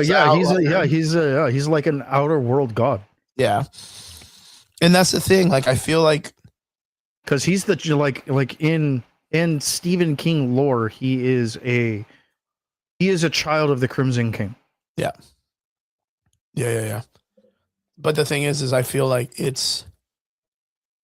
I think right now is going to be the time, like with the popularity of these type of films that are coming out, like they did It, Stranger Things, all of these kind of films. The horror genre is kind of like in a middle ground where it's kind of like lacking its Lord of the Rings. It's lacking its like giant masterpiece, like centric films. Everything's just very campy horror, right? Very like run of the mill. Someone has a knife, chases people.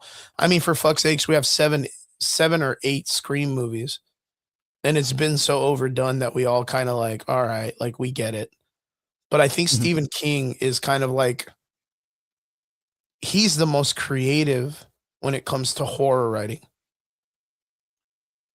Like, I don't know who would you think could write an epic the way that Stephen King has been writing his horror films? An epic? What would you define as an epic? Well, you have, of course, you have The Shining. You have what was The Stand.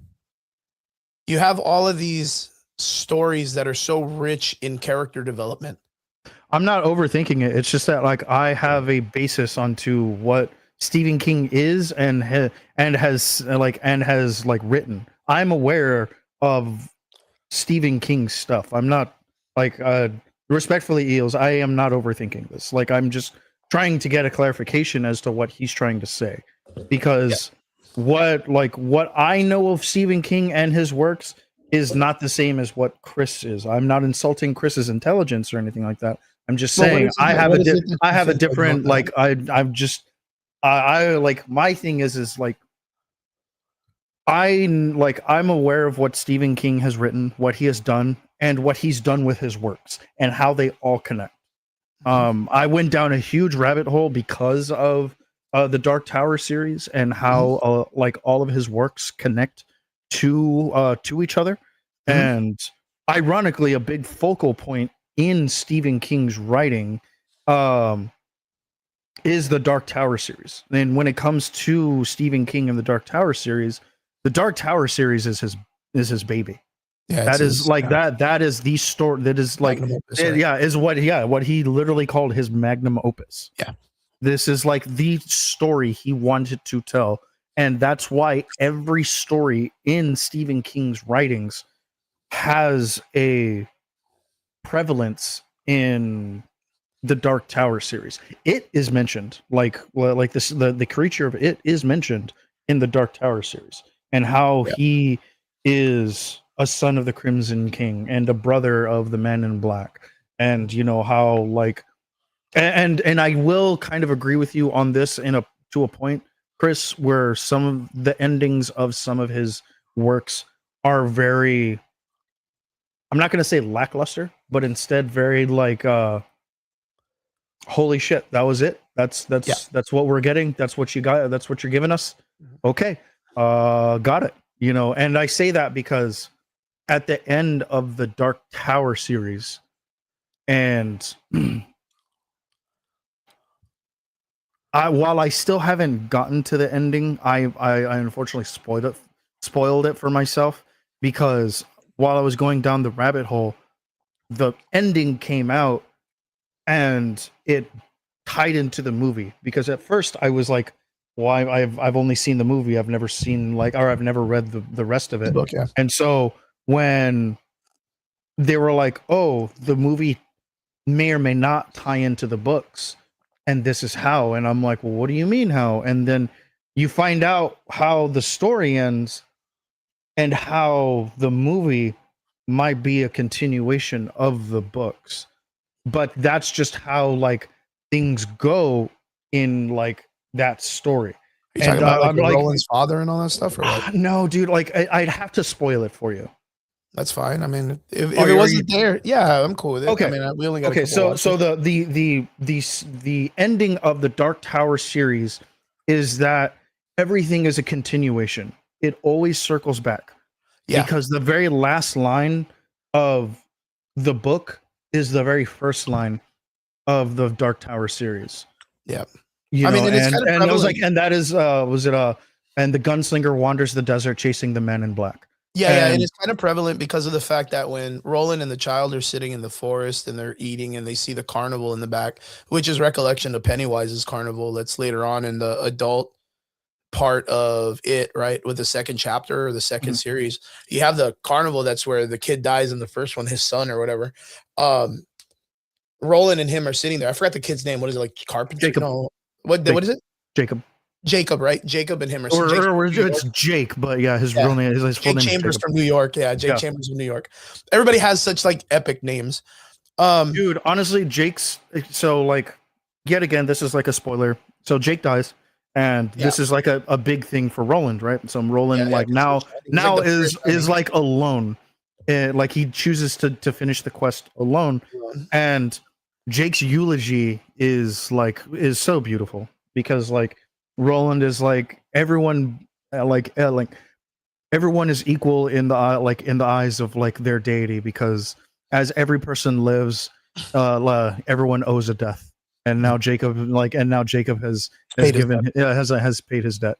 Yeah, and like it was just a beautiful thing and stuff like that. But the ending of the Dark Tower series is finally Roland gets to the Dark Tower, and he gets to the Crimson King.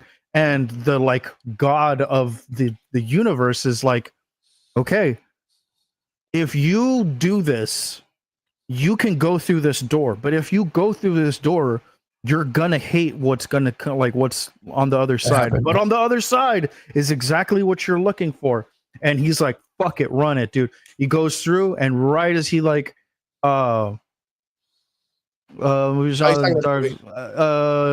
on it could have been better. Visually it was a stunning movie, but the story was very lackluster. But the do you know what happens when he walks through the door? He goes back to the desert, and his memory is wiped, and he goes back in time. Yeah, so which is these chambers, but they're all different parallel universes that they're in. No, or timelines or something like that. Because the timeline is just reset.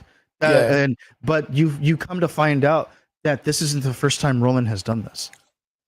Roland because they're in a perpetual loop, isn't it? Yeah, but this is where the story in the movie begins. Yes, but here's the thing: the difference is he already has the horn of Eld when he begins this journey. In the story, he finds that horn much later. So the fact that he has the horn with him means that there is a differential, like that there's something different, which means that the story itself can be different. Yeah, because I was going to say that if I'm not mistaken, Stephen King came out in an interview and said that there's 3 perpetual storylines that he goes by: the film, the series, and the book. And each one of them are different in their own way. And in the Dark Tower, what I was saying was there's this scene where they're sitting there, Jake and Roland, and they're sitting in the forest, and he sees the Ferris wheels in the distance, and he goes, "Yo, what's up with that carnival or whatever?" And Roland goes, "What?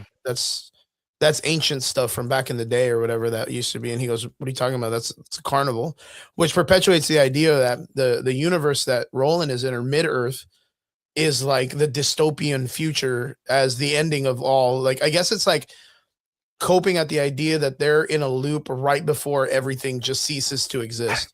Not yes and no. Yeah. And the reason that I say that is because Roland's world is the center of the universe. So when things get lost, power, right? So when things get lost, that's where they go. That's where they go. And I kind of compared it to the thing in Marvel where Deadpool and Wolverine Think of Journey to the Center of the Earth. Or like that fucking weird Will Ferrell movie where like you throw things in like a portal and you don't know where it goes, but it goes somewhere, and it's that before Ragnarok, dude. The asshole. The asshole in the middle of the earth. And it just so happens that the Dark Tower was created to protect the universe, or I don't know, the multiverse or whatever. Yeah, from all of the outsiders, all of the in-betweeners, all of the cosmic, all of the it's, like all of the things that it is. Yeah. Like there are, I mean, there's others, millions, both weaker and stronger, and the Dark Tower is there to keep them away. Yeah. Yeah, I mean, some get through, obviously. I mean, I get the course idea of it, right? And the idea was like, it explains very well in the Derry story that while the Man in Black is doing his best to take the tower down to let the outsiders Land in. of the Lost, that's what it was. My bad. Yeah. While he's doing that to doing the forefront attack, Pennywise, they call him like Augie or something, the Og, or I don't forget what they call him. They have like a nickname for him in the story. It's really cool. For the It? Yeah, for the It. They call him like Og, AUG something, Augie, Augo. Yeah, I know. The Indian have like a really badass name for him, of the demon's name, like what they call him. It sounds so fucking cool. But Pennywise is sent to the earth to destroy it from the inside. And this Native American tribe was the one that created the pillars and stopped them from leaving Derry. But Derry is like this weird magnet for all of the creatures and characters throughout the Stephen King universe. Everyone goes into Derry's and fucks around. Every creature, character, whatever you can talk about. There's even a theory that in the last part of this one that's coming out, the Mist is going to be there. So like the Mist is making its appearance in Derry in the final because Pennywise is awoken earlier from his sleep. Oh, it's like the Agu or something is his feeding time Or it's feeding time. Yeah. But it's such a cool fucking, I don't know, man. They've really just expanded my idea on like the lure of Pennywise, which I fucking dig, dude. I dig so much. Because of course, like you have your old film, um, the old TV film, right? Which was just a Saturday morning scary TV show. It was, or Saturday night. It was the scary clown, a bunch of kids band together to beat him up. Very Goonies adventure. They go into the sewers, they fight him, and some die, some make it, and then you get the big claymation monster, right? And then of course you had the new movies, which explored a lot, but this one really explores on the cosmic landscape, which is so awesome, dude. So awesome. So if you guys haven't seen it, welcome to Derry's about tasting the season finale, and it's so fucking worth it. So worth it. Yeah, I used to be like a big fan of like the Langoliers and like all of that stuff back in the day, dude.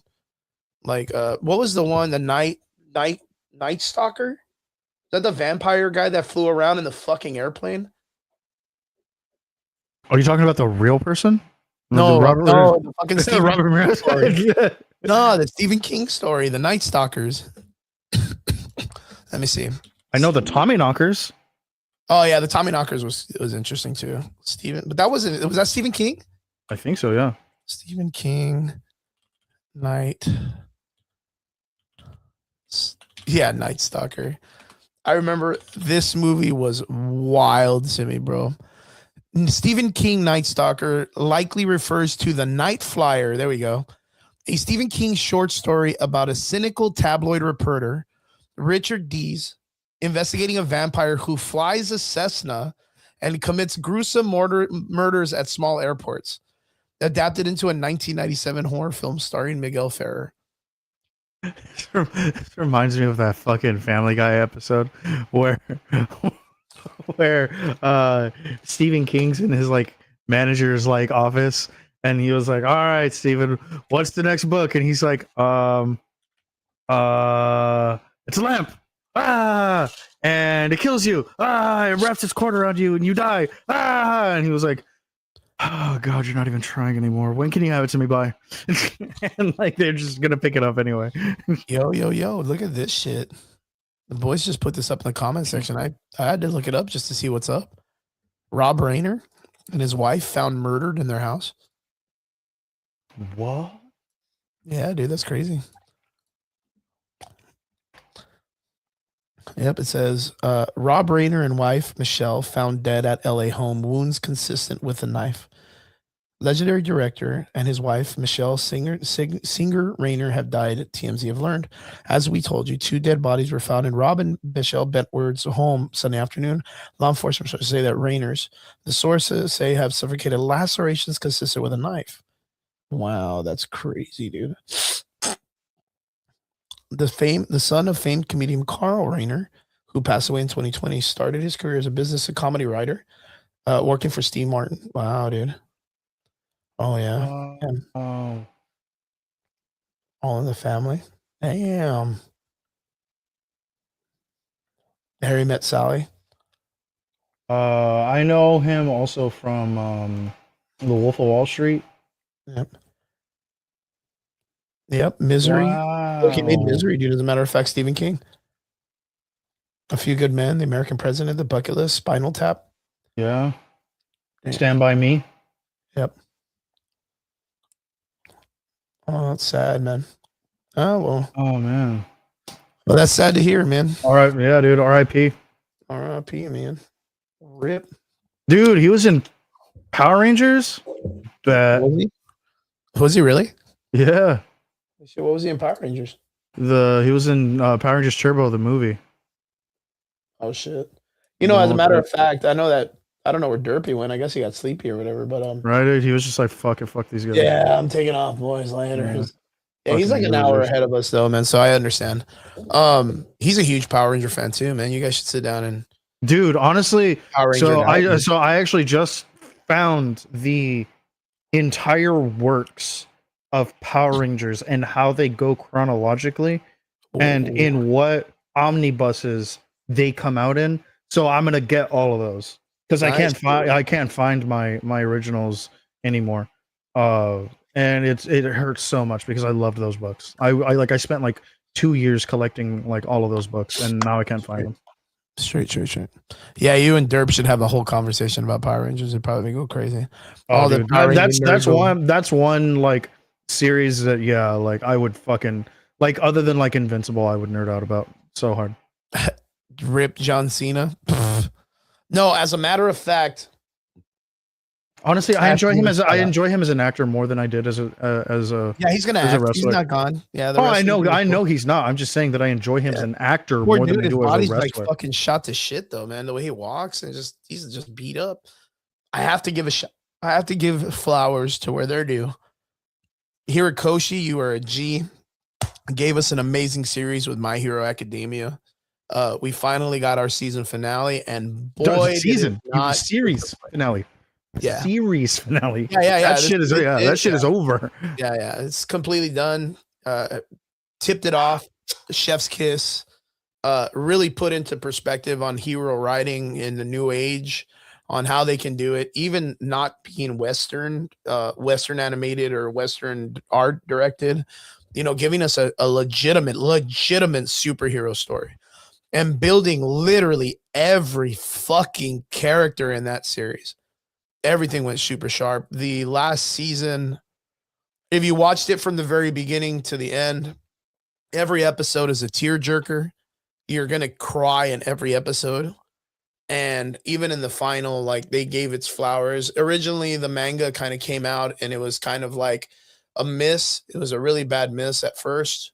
And then Hirokoshi came out and did a secondary one, which was like time skip, and gave us a really great definitive ending for our boy Deku and Bakugo and Uraka and everyone. And Shoto. Where do you guys watch your anime? I just kind of pirata whenever I get a chance, bro. I use Anime Kai, and I throw it up on my TV. I'm actually almost entirely caught up to One Piece. I think I'm about 200 episodes like away from like being completely caught up. It's for someone to say, dude. Yeah, and dude, you know what's crazy? Like, you know how long like it would take someone like watching One Piece, cutting out all of the fluff to like catch up? A whole year, wouldn't it? No, like to catch up with those 200 episodes take you a week. I was gonna say, if you're saying like for someone to kind of watch the episodes right now from beginning to end. Oh, yeah, from beginning to end, like it'll take you like a month or two. Yeah, that's nuts. That's if you don't have a job, if you don't pay bills. Yeah, dude, like if you're like literally like so sun up to sundown, like if you're just like smashing all those, it'll take you about a month, 2 months. Yeah, that's kind of, Vince put up a funny post. He said Ezra Miller's Deku's father. LOL. Just kidding. That never gets resolved. Yeah. Like, he just was just absentee father, bro. Yeah, like, and that was one thing that Horikoshi said, that he was like, before the story is finished, we're gonna know who Deku's father is. Yeah, you're gonna see his father, because you know who his father is. Like, his father is like someone who has a fire quirk and is off for business in America. That guy is the biggest piece of shit father next to Endeavor, because piece of shit. Because never checks in on him once, never asks how he's doing, finds and has to, like, that fight was publicized worldwide, and never once like called his mom to be like, how's he doing? Is like, that our what's son? Yeah, I thought he didn't have a quirk. Yeah, when the fuck did this happen? None of that, dude. Oh my god, my boy Deku's on television. He's around there making another son, which was that dude in the other class that looked like Deku and shit. Yeah, banging other moms and shit. Like, that was the wildest shit to me, bro. Because again, he saves the world, and like, not even a fucking, hey son, sorry, I've been in prison this whole time, or I'm not calling you for any things. I just want to say I'm sorry. You know what I mean? Nothing, bro. Nothing. Just absentee father mode, bro. But Hirokoshi made a great series. This is probably going to be the only series I buy, like, front to back, like all the animated videos or DVDs. I don't have anything other than that. Yeah, honestly, I think I'm gonna, like, there's only a few of them. I want to get like all of Yu Yu Hakusho. I have all of Outlaw Star. I need to rebuy it because I have no idea where it is. But yeah, Yu Yu Hakusho, Demon Slayer. Yeah, obviously My Hero. Yeah. And then get all of their mangas as well. And then just like stash those away. Straight. Yeah, it did really good. So I mean, more than likely he's never gonna see it. But Hirokoshi, like, thank you for giving us such a great series. Vigilante will apparently come out, and I think from this we'll probably get a new series. Yeah, it's still coming out. I mean, granted, Vigilante's like the manga has finished, so if you've read it, like what happens. As a matter of fact, you do get to see the kid who plays up in the season finale. Yeah, he comes out in it. He's just standing on a building top. Yeah, because he is an American, or like he's not born in America, but he's in America as one of their heroes. Yeah. He's a Japanese American now in America who's doing like hero work in America. Because he got into way too much trouble in Japan, and so he left kind of for like legal reasons. Attack on Titan is another series that's probably Attack on Titan, one of the greatest. You didn't like it? Fuck, how many times have I said that? I don't even know. Too many. Why didn't you like it? Was it the ending? The whole series, or what? Nothing meant anything. Oh yeah, because you're talking about after the credits and shit. Nothing meant anything. It's a perpetual loop. Yeah, human beings are just evil. Yeah, they're just big pieces of shit. Yeah, it's just what it is, bro. Human beings crave power. Yeah, I'm like, okay, dude, I get it. And you know what? For like the storytelling to what it is, I'm glad that it took like 150 years for that to happen or whatever. Yeah. Like, granted, that was a big fucking time skip, but that 150 years in between fucking sucked too. Yeah, there was no real peace. Yeah, it's kind of like, it's just human nurture, I guess. It was. I mean, I'll tell people. I think Attack on Titan is a masterful anime storytelling and stuff like that. I think it's great. The only season I didn't like on it was, I think, season 2, when it got political and they started doing. I think that was 3. Yeah, you remember? Yeah. I think that was season 3. Because season 1 and 2 were fucking they bangers, slapped, bro. Yeah, dude, they're bangers. Like, I will say that because like at the very. Because like he had like a genuine goal. He was like, I'm gonna kill all the Titans. Like, dude, if it is a Titan, it dies. Dude. Yeah. Like, I'm running every fade. Let's go. So good, man. And I loved it because like you felt for him. You're like, dude, like his fucking father's missing, probably dead. Literally saw his mom get eaten, and he has he has childhood friends who have been with him like the whole fucking time. Let's go, right? Bunch of trauma dumping. A lot of trauma bonding. Let's fucking go, right? No. Well, what ends up happening? He's like, hey man, if you cannot, if you can't get on my level, I'm just gonna kill all you. Yeah. I like that the whole series was him like that, like you said, where he was like, yo, all these Titans can get this smoke. And then he just so happens to find out 2 of his like really good friends are Titans and they've been fucking everybody over. And he's like, oh no, what do I choose? Yeah, like no, the Marlians or these people. Yeah, dude. Oh no, the turmoil. I would have been like, "Fuck you guys! You get to smoke too, bitch!" Like I would have been like, "You killed my mom, dude."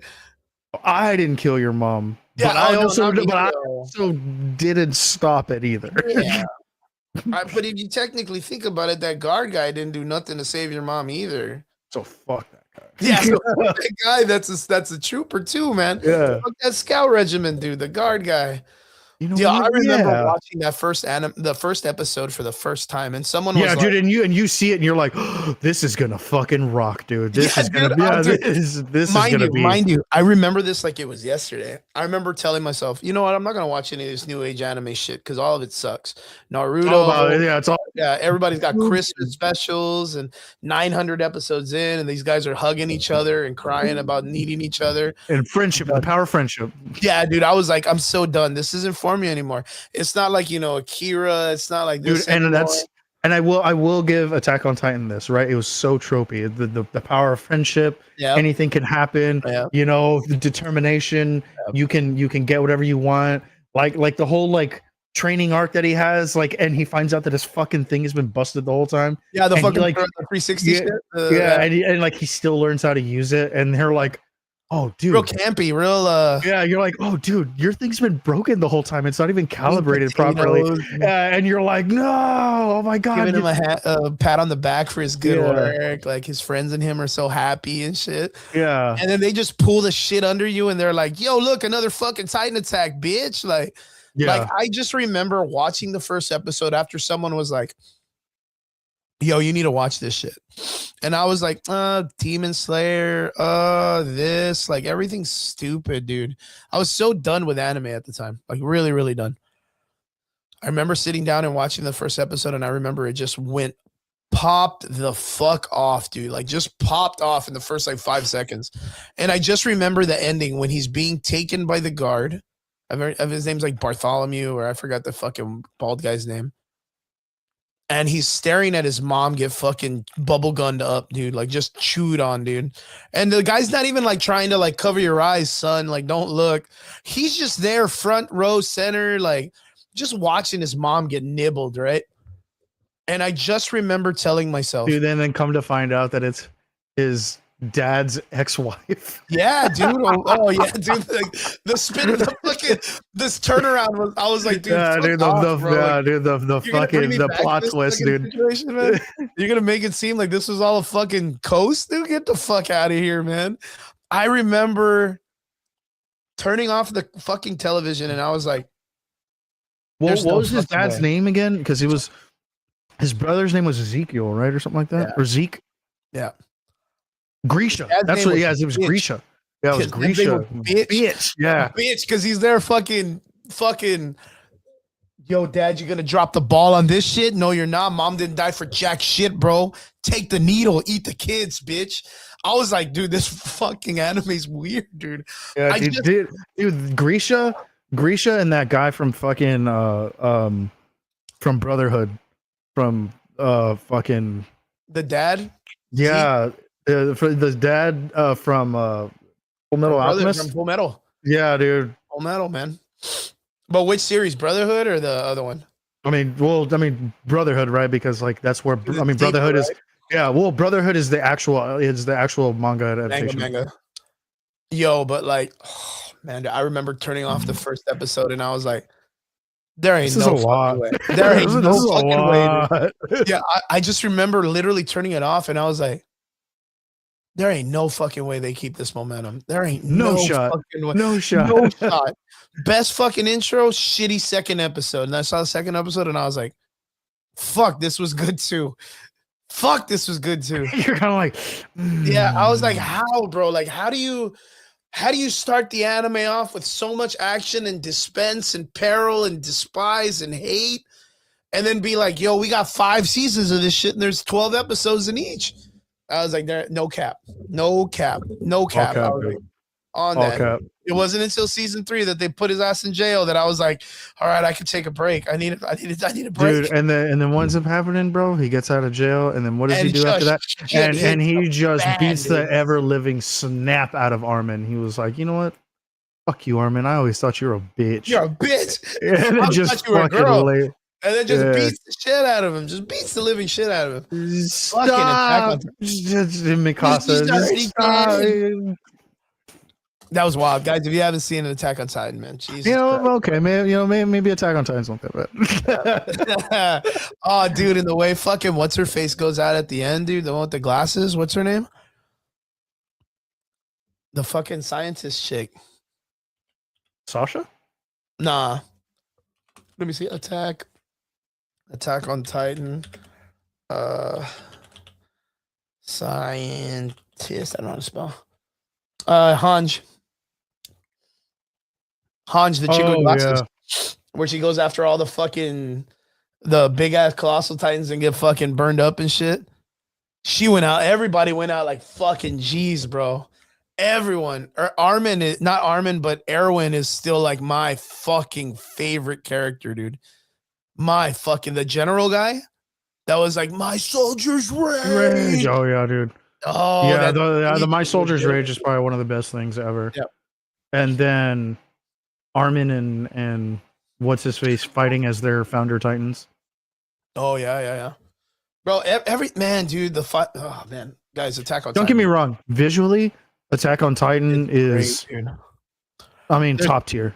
Still, my favorite part in the series was the little beast guy when he gets fucking chucked to the side, and it's right when Aaron's about to kill the fucking the weapon titan, the bone titan that can create weapons and shit, the chick. Oh yeah.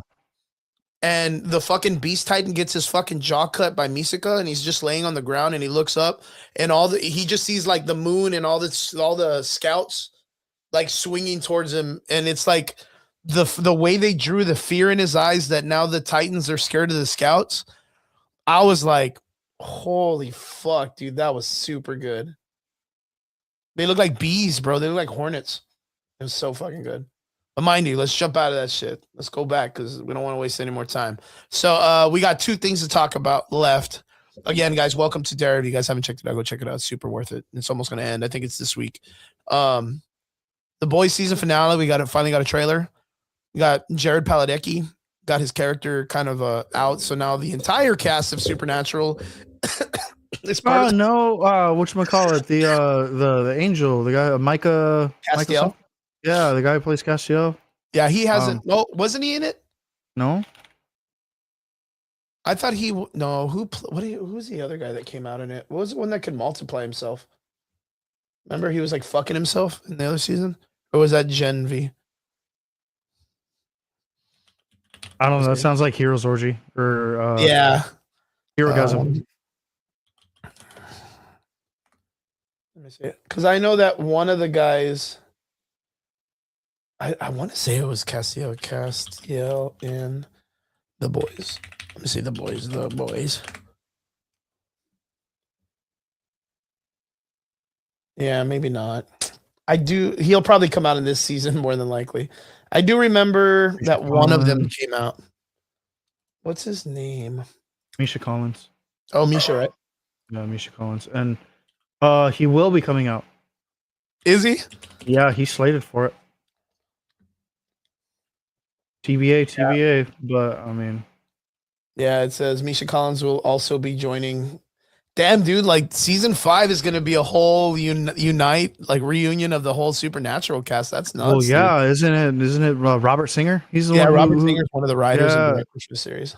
Yeah, that's crazy, and he's been in the series too. So it's so crazy that they're bringing him out. Yeah, the guy that played God was in it. Remember? Oh, the guy who plays Chuck. Yeah, Chuck. He was in it. He was the one that can multiply himself, and that was like Eric Kripke. That's who it was. Yeah, Eric Kripke. It does The Boys. Yeah. Yep.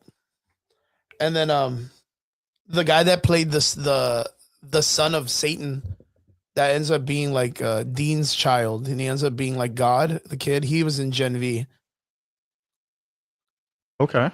Yeah, he's one of the Supernatural cast members too. But all of them, everybody's back. Vince Weaver's like, the Supernatural boys are back, baby. Right, dude. Yeah, they should just call this, Winchesters. Yeah, they should just call it the boys, the Winchester boys. Yeah, Winchester boys. Yo, so straight on the side, Boys season 5 series finale. We're getting the end. Not a lot of stuff is set up like the comic book though. No, it diverted from the comic book after season 1. A long time ago, right? Yeah. There's none of this is like the comic book. I mean, like Ryan wasn't a thing, or like the son. Yeah, he was he wasn't in it. It does not. It does not seem. I think. Fucking Soldier Boy is going to take. Is going to take Billy's post like thing. Like, I think he's going to try and kill the boys the same way that Billy did after. I get you. You remember how Billy, like, he was like, "Oh, I'm taking all of them out." So like every gets killed. So he starts killing, the boys and stuff like that. I think Soldier Boy can take that place. Cool. Maybe. Who knows? Or maybe like it might, like, I mean, because like as it is, like one of the things that was supposed to happen, it was a huge paradigm shift, was the fucking Wonder Woman chick, like her dying, when And I think Black Noir's character was that for the paradigm shift. Was when Homelander killed Black Noir instead of that girl. Oh, chick, yeah, instead of the Wonder Woman lady. Yeah, that's a good point. And then not only that, we don't have the clone. Black Noir is actually a whole other person. Yeah, his own person, not a clone of And again, and Black Noir what and huh? What's the name of Homelander's son? Ryan, I think. Ryan, right? I think he's gonna be the one that's the clone. I think he's gonna kill Homelander, and then Billy has to kill his son. Oh, I hope not. I think no, but what I think could happen is that oh fuck, man. No, honestly, what I think could happen is that Ryan becomes unhinged first, and like Homelander kills Ryan, and then in the whole kerfuffle, Billy can finally kill Homelander. I mean, that would be the hero story. We want it, right? Yeah, I was like, but it is gearing up to more of a hero story than it did in the comic book. Yeah, they're making it bigger, right? It didn't feel as big as this, but it does feel epically bigger because of like the Gen V kids are coming in. They're starting to kind of like cross all the series together. Oh yeah, that's right. Bringing a lot of heavy hitting characters. There's not really like a large. Is Giancarlo Esposito's character still alive? Yeah, he's still there. Yeah, he's still involved. He's alive. And the little girl that he kind of raised, the senator's daughter. Yeah, she's a part of it. So like, because honestly, I'm not gonna lie, I fell off with the boys for a while because like one, I didn't have Amazon Prime, so I couldn't watch it. And then after a while, I was just like, well, fuck this show. Like, I'm just not gonna watch it. And yeah, like, it's a hit or miss, man. Yeah, and I know some of those shows were very hit or miss, or like not. Some of those episodes were really hit or miss. That's because the new Gen V popped off, and I didn't even care to watch it. Yeah, and it's been out for a couple of weeks, and I haven't even tried to like watch it. For me, the only reason I want to keep Amazon Prime is one, because of Reacher, the Terminal List, and just some of the animes that like you can't find anywhere else are on Amazon Prime. Yeah. The only reason why I have Amazon Prime is because of BRB. I have to go wee, but keep going. I have you on my headset. Yeah, is the Mighty Nine, Vox Machina. I think that's a very, very great show, and yeah, just some of the films that come out in it are pretty dope. So it's nothing too bad. But yeah, going back to it, The Boys. Finally, we got a series trailer for the last season. Yeah, like I said, we're getting a huge cast reunion with the Supernatural guys. Looks like the whole entire like Billy's group versus the Soups is coming to a big finale. And it looks pretty good. Like we were talking about earlier, there's a lot of people that are in the game, that are in the fights that you don't pay for any of them, of any Steam. Oh man, dude. It's because you're doing Fire Stick, my man. It's good, bro. Screw the people. Screw that, man. Screw that stuff. You just got to do the old Pirate Bay, baby. Just be a bunch of pirates. But yeah, The Boys. Again, it's been a hard watch for a little bit. Gen V, I bet you it had some kind of interesting stuff, but I just couldn't get into it. I don't know. I guess it was kind of like I don't know. I just got really tired of a lot of like the grotesqueness of the superhero genre. Like, yeah, dude. I know what you mean. Like, this is a very raunchy story, and it being very superhero focused and stuff like that. Like, I don't know. Maybe I guess you and I are just a little traditional in our superhero. Where it's I get it. I get the idea where it's like cool to push the envelope, but like not to where everyone has to be like, oh my God, this is so me. Oh my God, it's so relatable. And then you look at people and you're like, but you're fucking soft as shit, bro. Yeah, where literally Homelander like fucks a girl to like pieces. Like he like has sex with it so hard that she like blows up. Yeah, I mean, I don't know. And then people are like, "Oh my God, this is the way it needs to be, bro." And then you try to go back to regular. You go back to the regular norm of superheroes, and you just can't. People just complain too much, and that's going to be where we segue into the last part of the conversation. Those type of superhero stories change a lot of stuff, and now we have the trailer for Supergirl, which is probably the biggest talking point for tonight. Did you get to see the trailer? Me? Yeah. What'd you think, bro? Like I want you to be brutally honest about the Supergirl trailer. Like I want you to be like the Supergirl trailer. Yeah, it didn't impress me. I'm tired, man. It didn't impress me. I'm sorry, Derpy, but it was. I know, and I feel bad because I know Derpy's not here, and he's probably gonna get really upset. Yeah, no, Derpy, we love you, bro. I'm just tired, bro. Like I'm really tired. It's not even the fact that I'm tired. It's the fact that like I don't care about a fucking dude, and this is like a weird thing, but yeah, I don't care about a fucking angsty an angsty teenager anymore who like has a drinking problem and has to save the world. I have Hancock for that. Yeah. Oh yeah. Straight. Yeah, that was already done in the early 2000s. Yeah, dude. Sorry, I've seen this movie before. Yeah. And it was a black dude. And it was a black dude. Yeah, man. It kind of it's really weird to me because we get the trailer and the first thing they do is they shit on Superman. And in my opinion, yeah, they just call him a big fat retard and like the whole time, and I'm like, wow, dude, like, okay. Like this character of Superman, I understand that people get annoyed that he's the right way. Like that he's done the right way, right? Like, you know, truth, justice, and the American way or whatever the fuck they call it. But like he does it the right way. He tries to save everyone. He doesn't want to kill. He wants to find the good in things and have a better world. And then you have Supergirl, which is supposed to be like I wouldn't say his like antithesis in the character or even like a halfway mark. It's just that she's supposed to be like the younger version who, mind you, was more awake and older than him when she lands here. Because she apparently landed first, right? Yeah. She was lands already on the Earth. So she was already here. But like No. She was actually supposed to land later, but like her thing was that she circled around the sun. No. She her stasis actually worked. Or something like that. Or she was diverted and she took longer to get here or something like that. And so when she was in stasis, she never aged. Like because she's supposed to she remembers Krypton, if I remember correctly. She's old enough. Yeah, she's a teenager. Like she grew up there. Yeah. Like she was. Yeah, she knew the culture. She knew she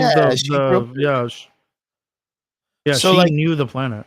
So she should already have like a basic understanding of society, being that old and that advanced to be able to make that type of technology, right? Like we could just assume. But like, goddamn, dude, like,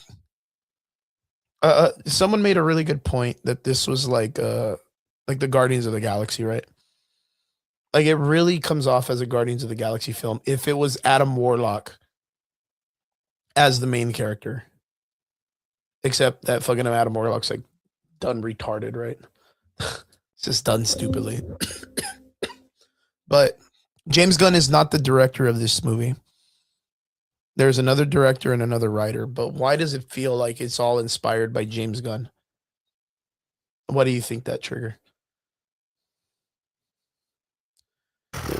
Because you would have assumed watching that James Gunn made that. Almost. Like I kind of had to remind myself. I kind of had to remind myself that it wasn't. But yeah, it felt very Guardians-ish. Yep. This character has a trench coat.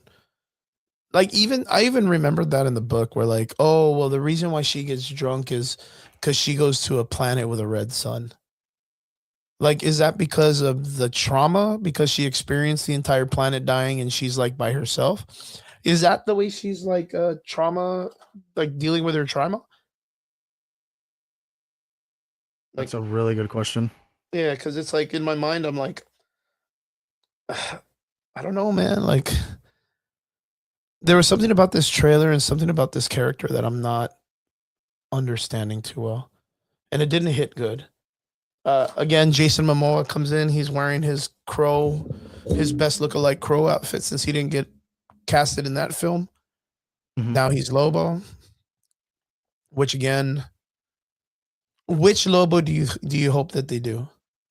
Do you hope that they do the old school one that cusses and wants to fuck bitches and wants to like just blow things up? I have a feeling that's the one that they're going to go with. Or do you want to see the Prince one? No, I think they're going to go with the classic old one. You know, the fracking. You know, whatever. Yeah, I really, really hope that they do. Other than that, it just looks like Guardians of the Galaxy versus the Ravengers in space. That's literally what this trailer gave me. You have the dog. He's pretty much, I don't know, BB-8. Right. Yeah, Star Wars. It's just, oh man, dude, it just reminded me of, that's what it was. So, do you remember the trailers for Skeleton Crew? That's what the vibe of this film of Supergirl gave me. The Skeleton Crew one with the kids. Oh, yeah. That's what it fucking reminded me of. Okay, that's fair. And I just don't know, bro. I don't know if it's gonna work, man. I don't know. We'll have to see how it goes. I mean, yeah, dude, this is one of those where like we really do kind of have to like let things play out however they're going to with this one, because the James Gunn verse isn't bad. It's just not fleshed out yet, and so there's a lot of questions. I agree. To ask. I agree. Yeah, other than that, man, I really don't know what else we gotta cover. Is there anything else you'd like to talk about? Did you hear about Carl Wrench? Who's the guy who scammed Netflix out of $11 million? No, who's that? Yeah, what's man. He scammed somebody out of hey, as a matter of fact, did Netflix win the bid war? We haven't seen yet. No. As a matter of fact, let me look. I mean, I don't see it as a bad thing, man. Universal bill. I do not see Netflix winning the bid war as a problem. Mind you, I've been on the part. Yeah, you see, Vince Weaver says it too. Vince Weaver says Supergirl trailer looks like if Star-Lord had a solo movie. Yeah, and he could fly. Sure. Yeah, I mean, he can actually. Remember, he has stupid little boots. Yeah, fucking boots. Fucking movie, dude. Everybody can just fly for no reason. Yeah, dude. I don't know. Yeah, it's still ongoing. But yeah, look it up, dude. Netflix got scammed out of $11 million by this guy named Carl Wrench. He's the director who made 47 Ronin. Oh God, my favorite movie, the part 2, dude. No, the first one, the one with Keanu. And the one that was actually good. Yeah. And wait, how did he fuck him up? Huh? How did he fuck him up? He scammed them. But how did he tell him he was going to make a part 2, and that's what he gave him? No. He said that he was going to make a season 1 of a passion project of his called White Horse, and it was basically like this artificial human organic intelligence like movie. It was slash apocalypse or whatever, and it was supposed to be like a mini series, and it was supposed to be like 6 episodes, not super long, and he needed the $11 million to make a season 2, and that he had already finished principal photography. And Netflix was like, motherfucker, we didn't even order a season 2. You haven't even finished season 1. Oh, so he didn't even fucking finish the first one? Like cars and my man. Yeah, and mattresses and houses and watches, bitches. Just film if I don't have the money. They're like, what movie, bro? Like, we didn't even agree to the first one, bitch. Yeah, we don't even like you, bro. Yeah, man, I don't even know you, bro. What are you even talking about? Do you even go here? Cash app. What do you mean, bro? You work at McDonald's, bitch.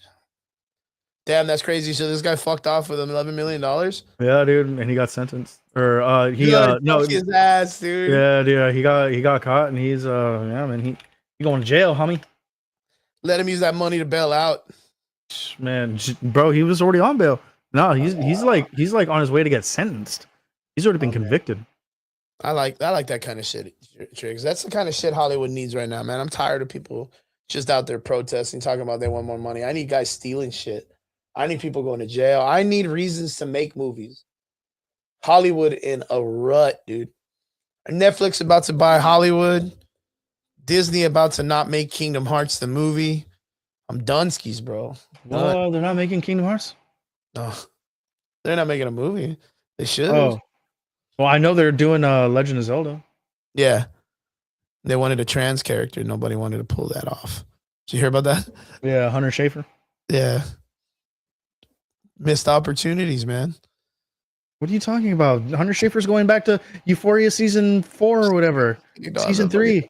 Yeah, I wasn't about that life, too. Not about that life. I'm good with it. It's just fucking. Just give me what I need, bro. Just give me what I need. Lower accurate, please. Please, lower accurate. Yeah. But nah, Netflix gonna be buying that shit, and then we're gonna have better movies. Maybe we'll get an actual good Bugs Bunny TV show because it's going to Netflix. You know, Warner Brothers can quit fucking that up. We won't get catastrophes like Space Jam. Come on, guys, you got to be positive about Netflix buying this shit. When was the last time they did anything good with Bugs Bunny? Dude, fuck Bugs Bunny. No, dude, what are you talking? He's the fucking limelight of WB. He used to be their fucking Mickey Mouse, dude. Yeah, well, he ain't Can you no imagine more, someone saying fuck Mickey Mouse without getting shanked by Goofy and Donald? Fuck Mickey Mouse, homie. You better be careful, bro. You're gonna be full of the darkness, dude. You better be careful. Dude. That's what Goofy did to his wife, bro. Dude. Give it to me right there, dog. Sorry, cops. She was far to the darkness. Yeah. Pop, pop, pop. Yeah, dude. Got her, officer. Hit her with my shield. Yeah, man. Straight. But yeah, Triggs, I think that's pretty much it. Supergirl trailer came out. I'm still kind of in the miss. I need a little bit more. The actress looks amazing. Costume looks cool. Just tired of them shitting on poor Blue, man. I'm just so fucking pissed off at that because it's like, is that going to be every character that comes out is going to be like, hey, what's up, Big Red? Fuck you. You're dumb. You're weak. You're pathetic. And he's going to be like, I'm sorry. I'm just trying to be nice or whatever. And they're like, yeah, bitch. And then everybody high fives each other and Superman's just there just saving the fucking day because no one else can. You know what I mean? Like, is that what we're going to be dealing with this whole time? They should just spit on them, dude. Yeah, 100%. They walk into the fucking Justice League gang or whatever and just be like, hey, what's up, Green? Yo, what's up, Mr. Terrific? It's so good to see you. Superman's like, oh, hey, guys. They don't even talk to him. They just spit. He's just a spitting cup. Someone puts their fucking gum on his forehead every like 2 seconds. I'm so tired of it. Dude. Oh, man. Yeah. Oh, man. I'm so fucking tired of it, dude. I'm so tired of it, but we'll have to see how it goes. Triggs, what do you got going on this week, man? Not much, dude. Just Fallout 2 season 2 comes out Wednesday. Oh, dude. Awesome. Yeah, season 2 comes out on Wednesday. The only thing that I hate about it is that it's going to be every week for a new episode instead of all of them dropping at the same time. So fuck my life, I guess. Yeah, but, dude. Fuck the fans, I guess. Thanks. Right. Yeah, what do we know? Amazon or whatever the fuck this unit. Thanks, Obama. Thanks, Obama. God damn it. I hate it when they do that shit now, man. Like, again, I guess it's like, well, we wait for series. It's what we do during the rest of the time. Right. Mask, dude. Is that King? It looks like King's mask. Yes, sir. Handmade, baby. Dude, speaking of, I actually wanted to ask you to see if you can do something. And this is going to be... Oh, no. Oh, no. He has to go all the way out of the desk, folks. He's got to go away from the desk. Can you re-tip this? Oh, I mean, yeah, if you need a sharp, I could help you out. Well, that and re-tipped. Like, some of the tip is gone now. Yes, sir, I could do that. Yeah. But, yeah, I mean, I would love to try and get a little bit of restoration on this. Yeah, I could get you, bro. That's not even an issue, man.